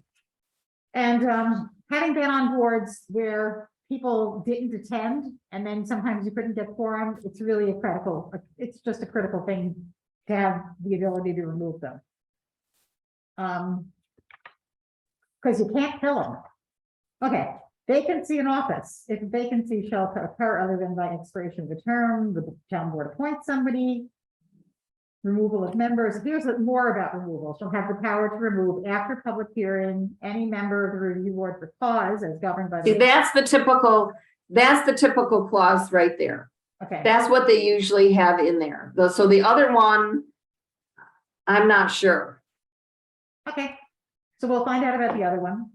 Chairperson duties, the chairperson in his. If you back, it said, see where under G, it says section 7.0. Yeah, that's a wrong one too. Yes. Right. So just flag that. Okay. Okay. Appointment of the agricultural committee. The town board should review on the review board, one or more members each of year should include who derives 10,000 or more gross annual income from agricultural pursuits. Yeah, that's in the state law. It's crazy because farming has changed a lot over the years from when this first came up. You know, if you want to leave it, you know, more vague, you could, I don't know if you have to, you can't be. Yeah, I hate to, I'd like to open it up some more, but I hate to put you in a position where someone's gonna say, show me in state law where that's consistent with state law.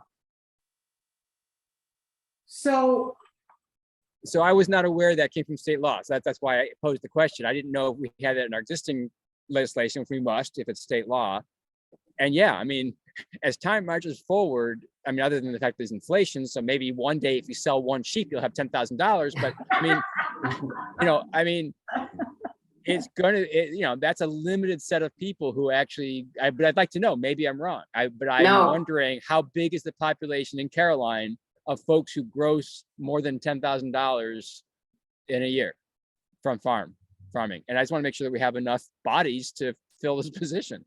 Yeah, I mean, and this isn't an optional thing. You don't have to have an agricultural member.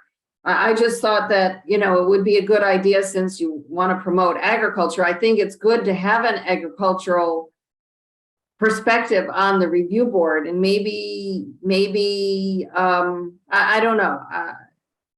If you said it was state law.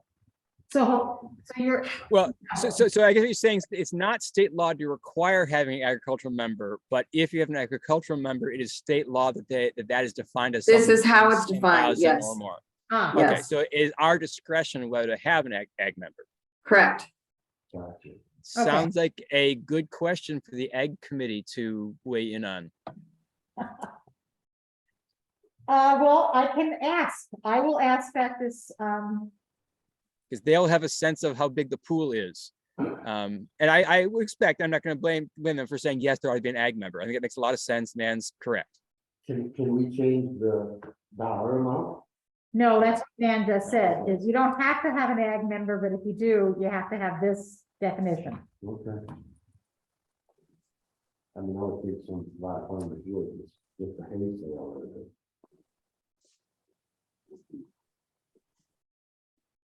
Okay, where am I? I've lost my page. Where was I? There I am, okay. So I'm gonna ask, Catherine this. And. Okay, I will do that and I will let you guys know next week. Okay, and just make sure you communicate that the dollar figure is not something we can affect. Right. Can't change the dollar. Okay, voting procedures, the concurring vote of at least 3 members shall be necessary, blah, blah, blah, decisions. Final decisions shall occur at meetings open to the public and shall state any special circumstances or conditions. That seems fine. We're gonna just highlight that because we just changed that to meetings. Notification of decision. Failure to act. Conflicts. Appeal, such proceeding. Should be proceedings? Ma'am, under appeals?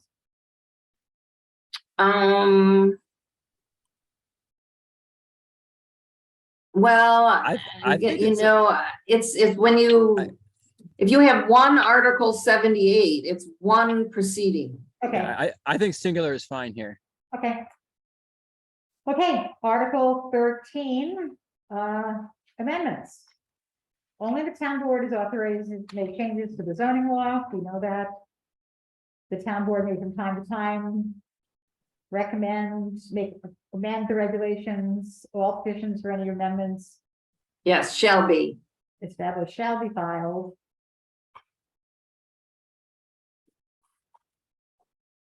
Okay.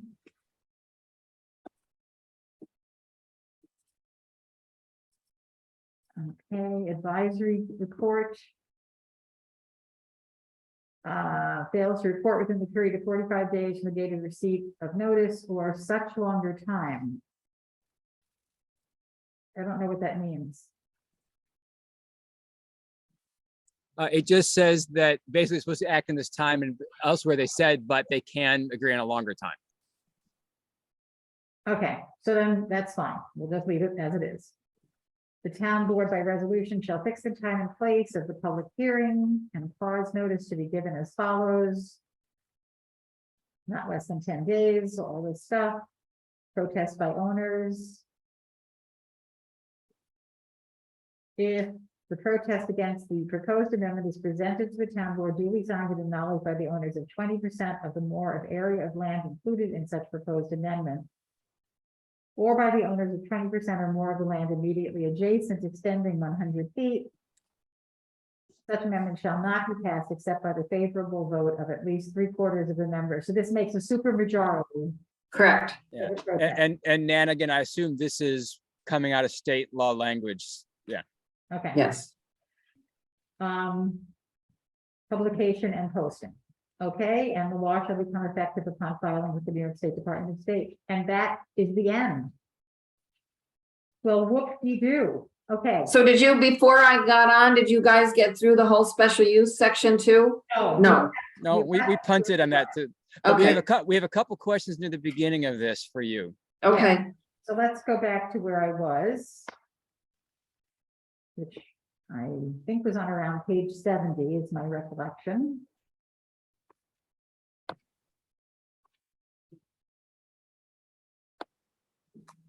Yeah, I think, yeah, we started with article, is that right? 10, or did we start with? No, we started up higher with Article 9. non-conforming, and Okay. that's where the first question came. So our first question was section 9.2, discontinuance of non-conforming use, and we talked about non-conforming use is discontinued for a period of more than 2 years. The non-conforming status of that shall be terminated. And the question was, can this be renewed at the discretion of someone, or should we make this 3 years? Like, can someone say, I had a hard time renting it? Could you extend this for a year, or should we just make it 3 years? This is our suggestion. Or is this? part of- Yeah, I think either way would be all right. If you wanted to say 2 years and then it can be, continued, for, with, I forget the exact language, I have to look it up, but it can be continued with, for basically they submit a rationale of why they need an extra year, or 3 years. I think if you want to make it more lenient, that's fine. That's the policy for whatever you feel is the right thing to do. Okay, Does that go to the review board or the zoning board of appeals?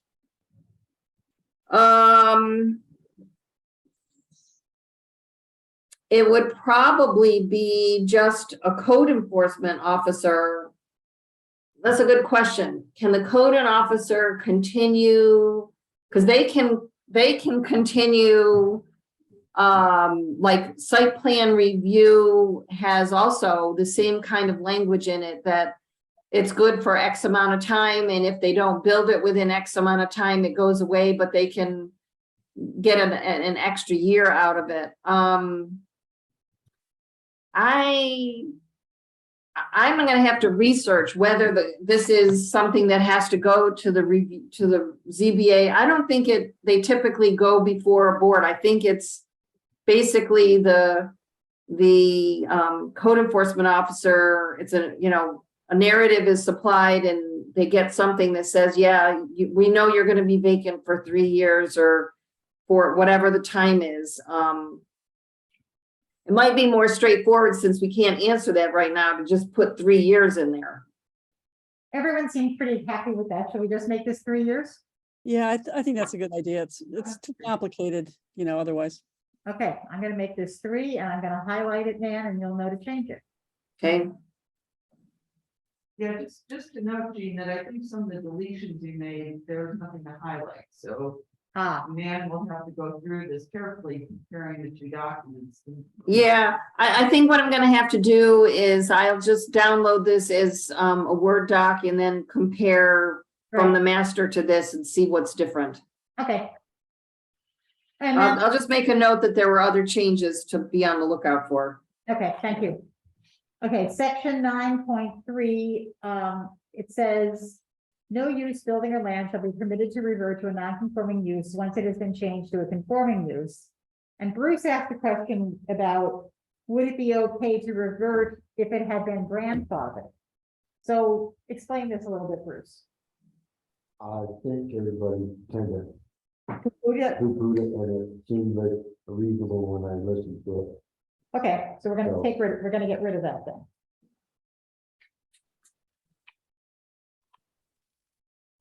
Okay, and I'm gonna just do that. Okay, great. And then we change this to Article 7 and 8, and then Okay, we'll highlight on it.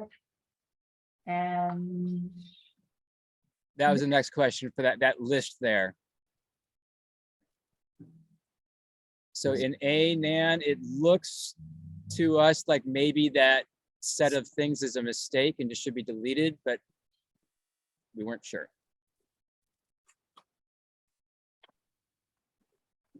yeah, that is, should be deleted. I not, and even, yeah, that should be, just delete those. okay, we're gonna delete these. And we're gonna do that, and they went away. Okay, And again, you'll have to remember, I guess, when you do your word Yep. compare, that'll show up. Yep, okay, and then we That made. may be the end. Yeah, I think there wasn't much more. Anything else we did? Everything else we've done, we just highlighted. We made like his into his, her. We included some records. I was on here. This is about where I came in. Okay, so that's great. So let's see, it's a little bit before 9. We could go back and start on article, whatever the hell it is. And I think 8. 8. I have to say, when I realize, sometimes I'm sitting there and I'm like, am I adding a number or am I taking a number away? Am I the only one who's doing that? Just give Well, it, what, just give it time. Can we have the discussion Yes, that Bill added about, an upcoming public information session? sure, and then we can go back to that.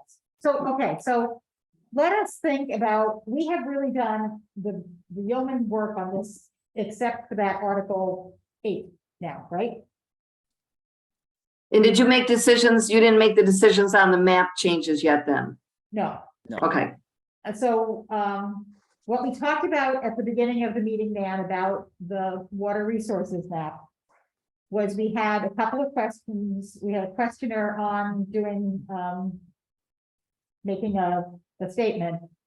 A lot of confusion about the water resources map, and Bill and Barb have volunteered to write and to edit a kind of an explanation of what the water resources map does and about the riparian areas and about how those are not required by anybody else, but we think they come from our comprehensive plan, and that indeed there's no compensation. Bruce explained how he went to the county assessment office and said, I got a lot of stream on my land. I think you should reevaluate it because of that. And that's even without having the riparian buffer. You just said that because of the stream, and they listened to you. Yeah, because they told me I couldn't touch it 50 feet either side, because I was regulated that way. And so using those figures, I figured out how much acreage it was. And but they said they were charging me the same amount for those acres as they would the prime acres. Right. And then they adjusted it. So a lot of the questions we have is, how are they determined? Where did they come from? Is the town apply for money about this? What about incentivizing? How do you incentivize this zoning? What are the costs? Does Caroline receive money from the city of Ithaca? to preserve this water quality. We explained a lot of that as no. So that's what happened about water quality, but Bill's gonna write something up, we're gonna look at it, we will all look at it, and then we will publish that Okay, out there. And then we talked about having a public information session. My best guess is we will be probably ready if we can get through Article 8 at the next time we meet, which is not, it's not that long an article, really. That would be on the 18th.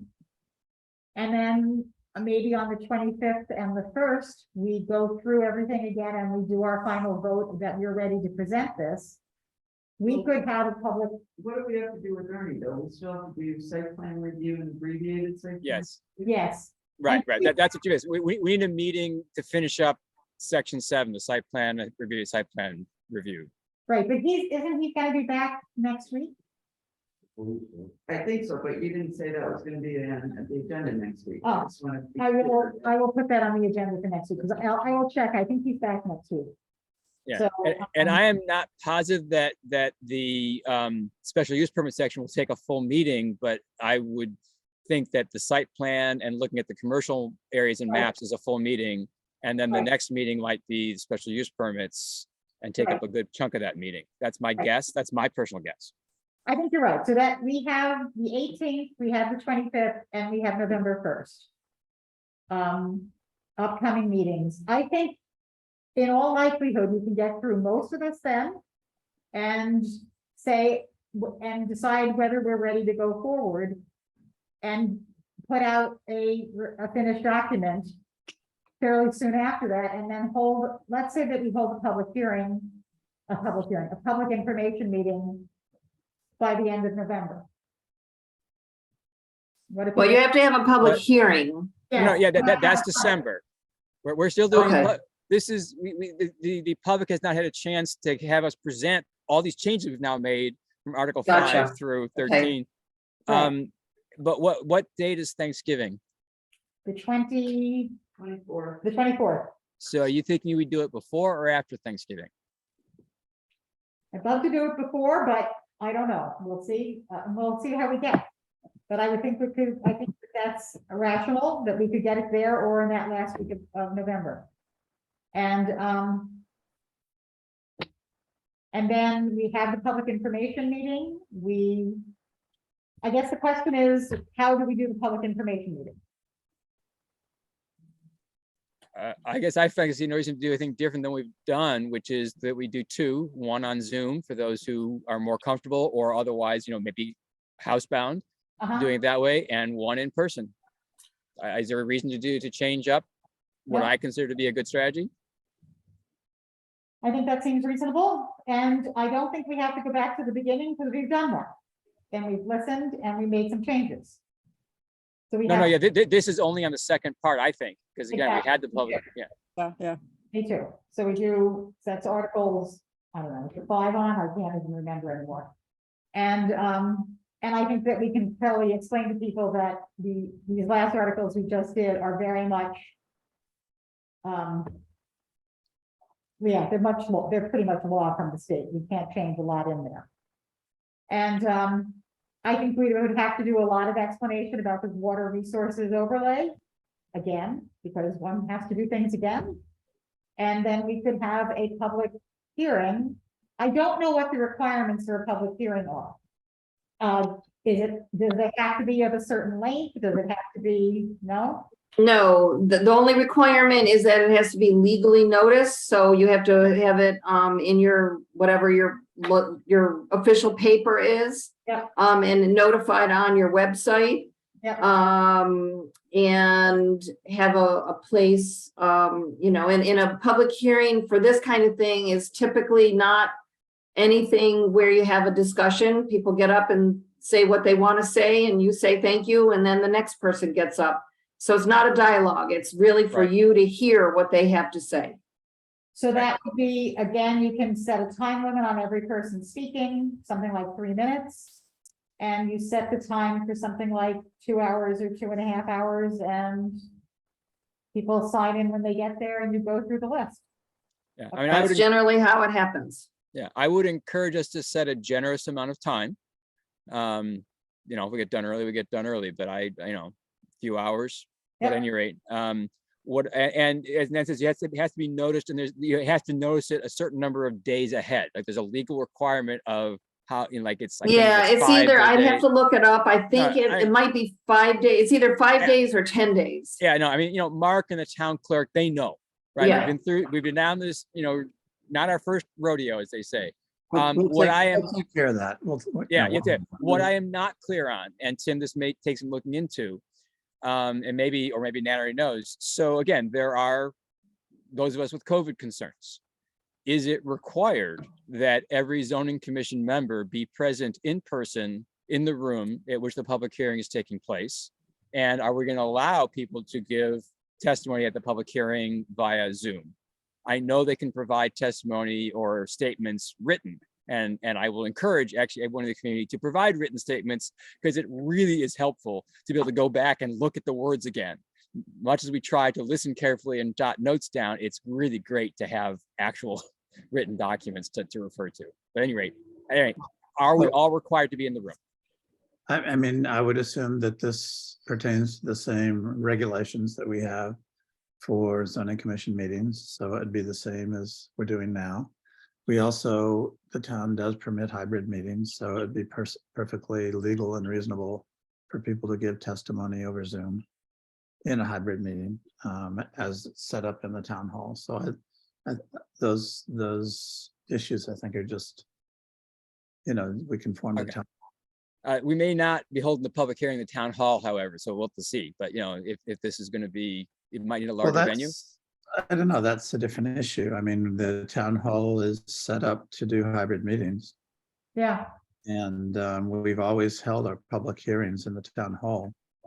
So that's something that we'll have to talk about. we could, I can't remember what the number of people in this room are, something like 35 or 75, I think it is. It's not large.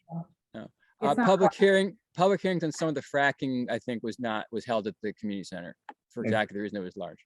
All right. Okay. And I don't know if if the community center has a Zoom capability. I mean, that's the big issue, right, that we're talking about. I'll find out. Okay. So we'll talk about that. But I think we're sort of talking here about a public info meeting by the end of November and a public hearing, I would hope then by the middle of December. Okay, That sounds reasonable to me. me too. Okay, so we And then, will, wait, before you go on, just one thing just to remind people. So the finished product of what the zoning commission has to submit to the town board is actually called a report.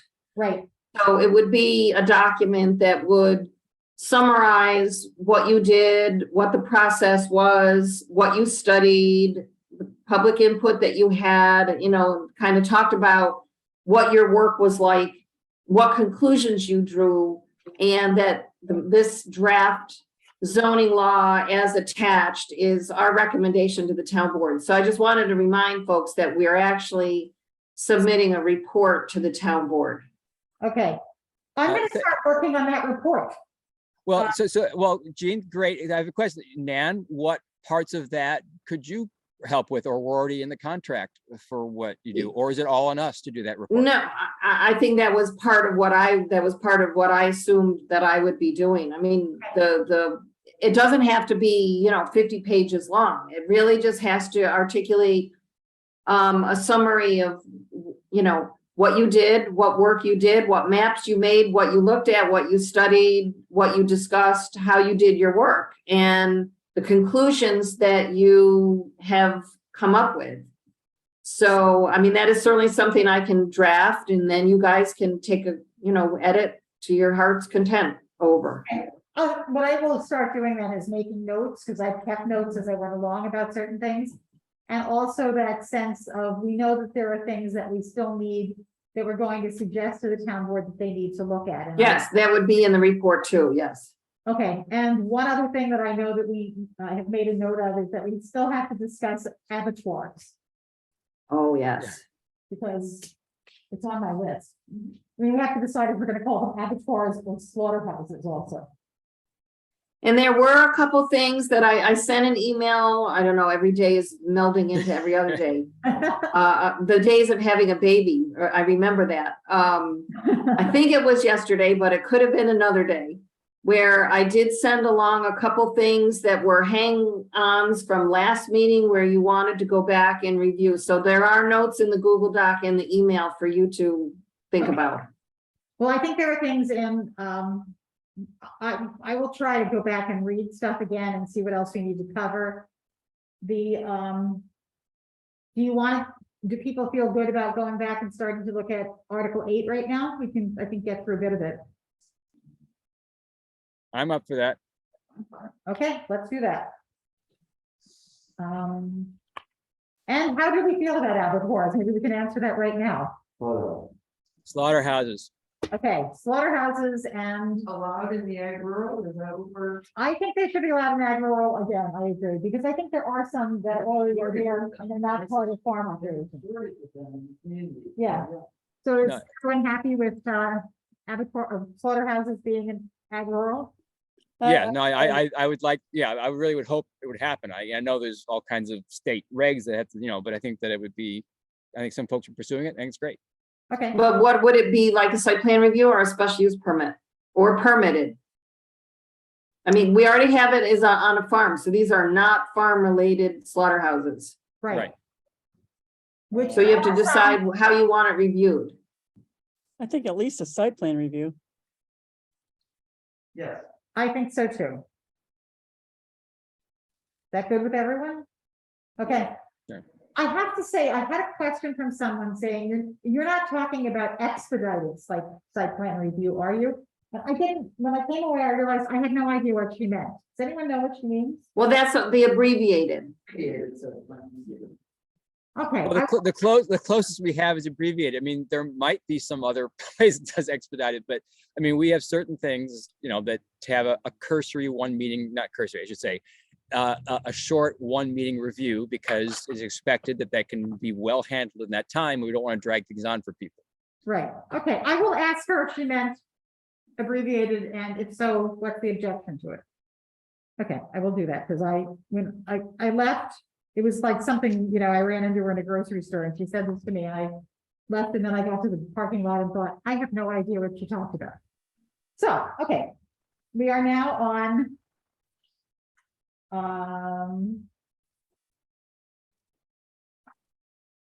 I need to get to Article 8.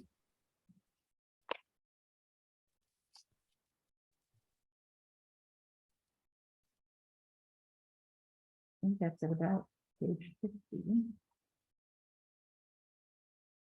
That's 7.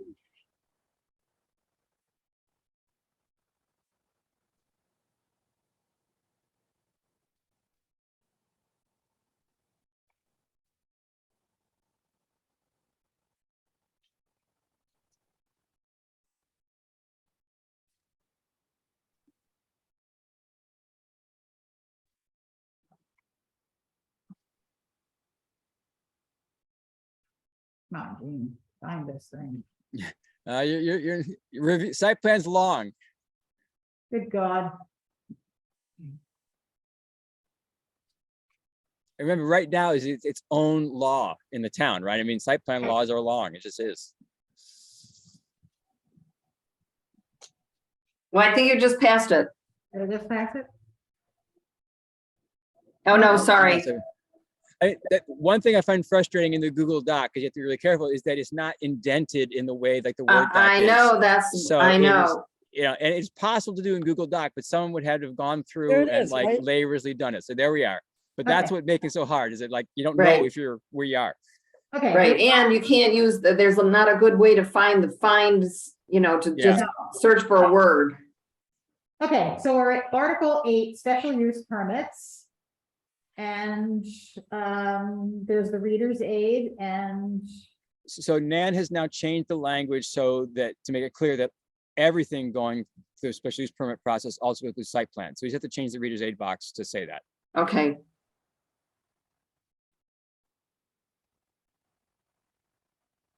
somehow into something else.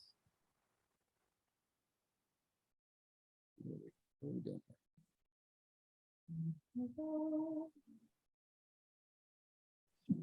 Fingers got lost in there.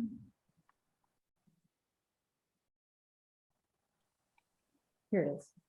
So this says, pronounce, this is. You're gonna change this. You understand what that meant? Yes. Okay, okay. Just highlight it in yellow, or I don't know, maybe it's fine as is. It's highlighted in orange, I guess, that's okay. Yeah, okay. Article 8.1, authorization to grant or deny special uses. And Bill says, as per Nan's. That- memo- No, that's the old one. That's the old one. Okay, so I'm just gonna get rid of that.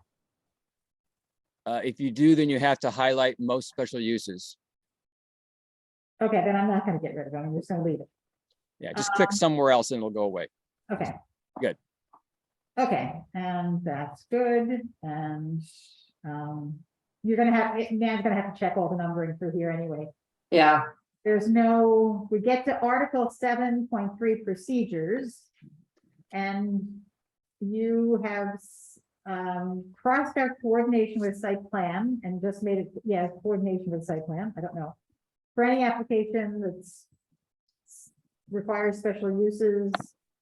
So I now, think what this was trying to clarify that any special use permit application also goes through site plan review at the same time. Right. okay, so that seems fine. We're all happy with that. And you said you corrected the section, so it is clear that SUP gets SPR at the same time. Okay.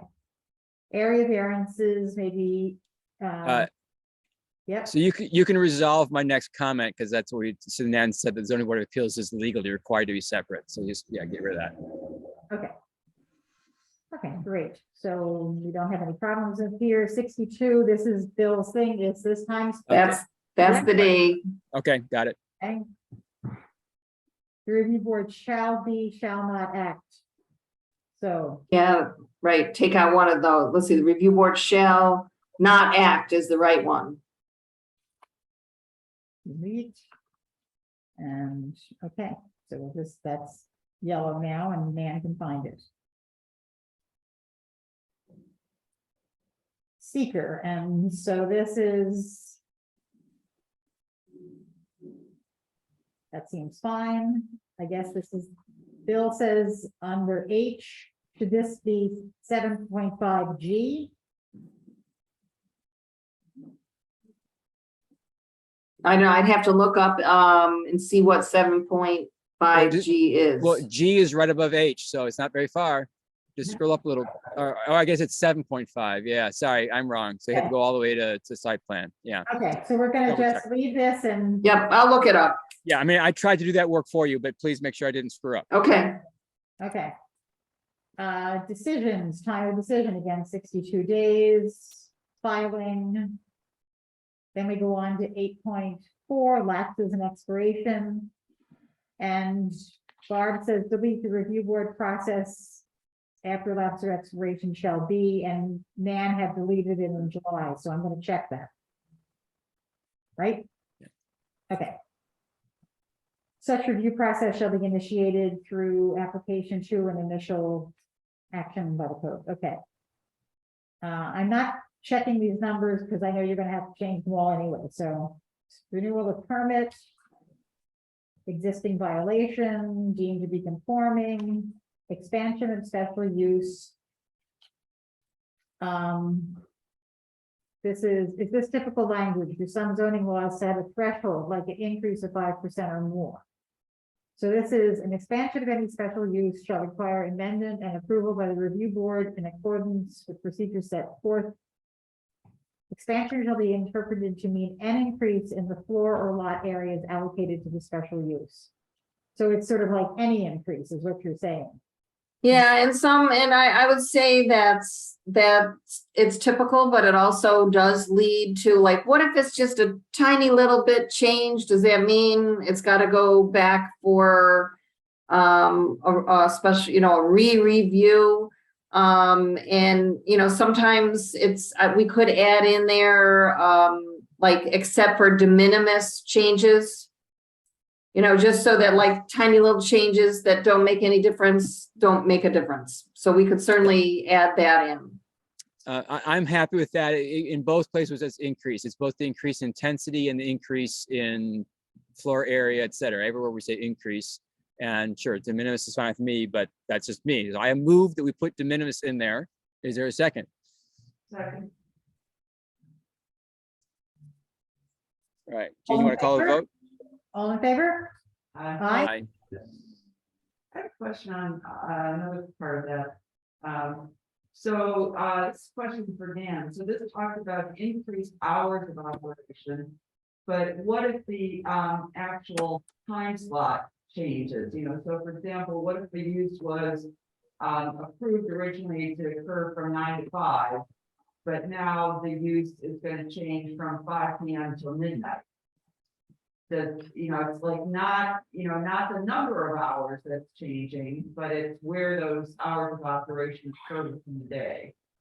Well, I guess that would be a policy question. Do you consider that an expansion of the special use? If it's, this is really getting at an expansion. Does that expand the use? Does that mean that if they move the hours from 5 to midnight, they're going to have lots more traffic coming in or lots more trucks coming in or whatever they might be doing? So in and of itself, the change in hours might not be an expansion of the use, but it could result in some increase in intensity of the use that could be captured in that second part of that sentence. That or a separate thing is talk about expansion, because it may not be that it's more traffic in the evening, but that the traffic was deemed acceptable during the daytime, but the noise of that traffic would not be acceptable in the evening. Right. So we might need a separate line, paragraph, whatever, that says a shift in hours. Again, it's not Right. 5 You minutes. could add, you certainly, if that's what you want to capture with this, that's certainly fine. Let me add that and see what people think.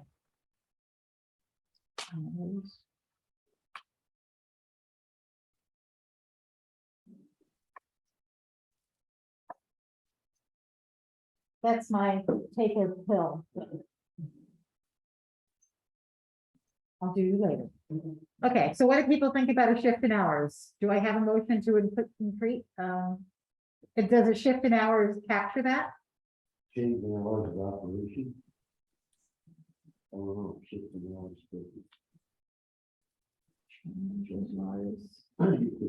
Or a change in, change in hours of operation.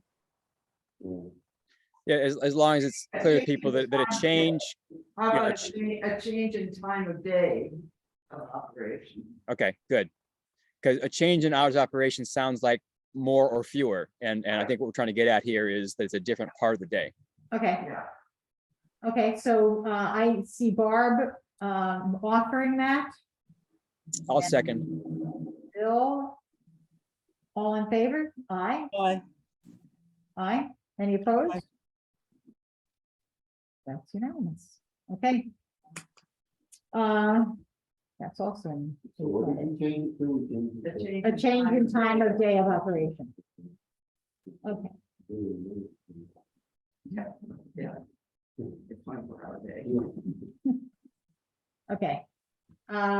Factors for consideration and conditions, and then it says, and the following factors. Yeah, that's kind of hanging. I think it refers to C below.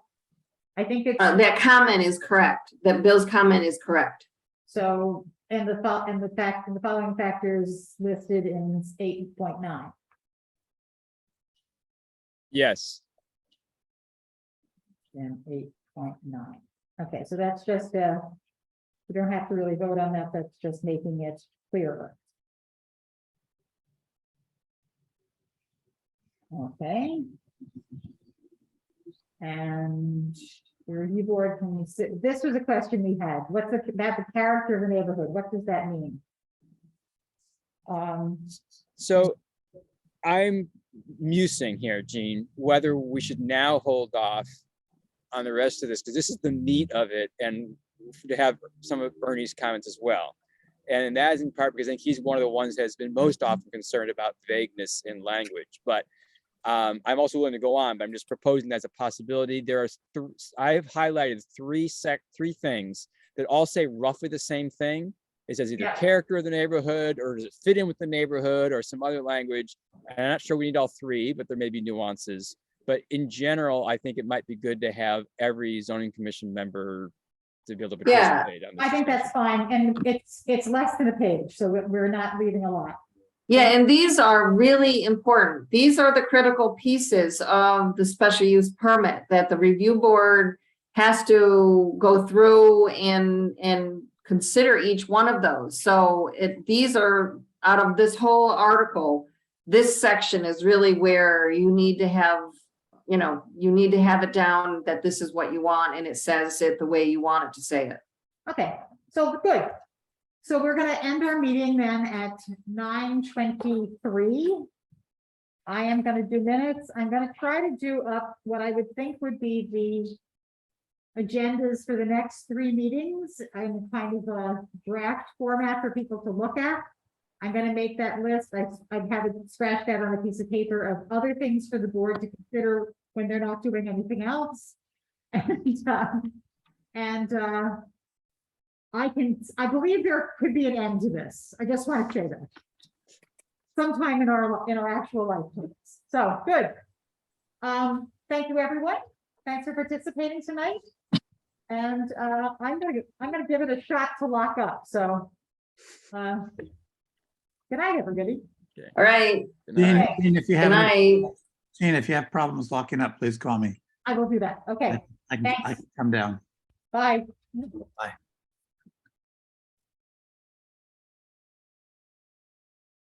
You know what we do to save this? Like if I end, will it save? It will save. Yep.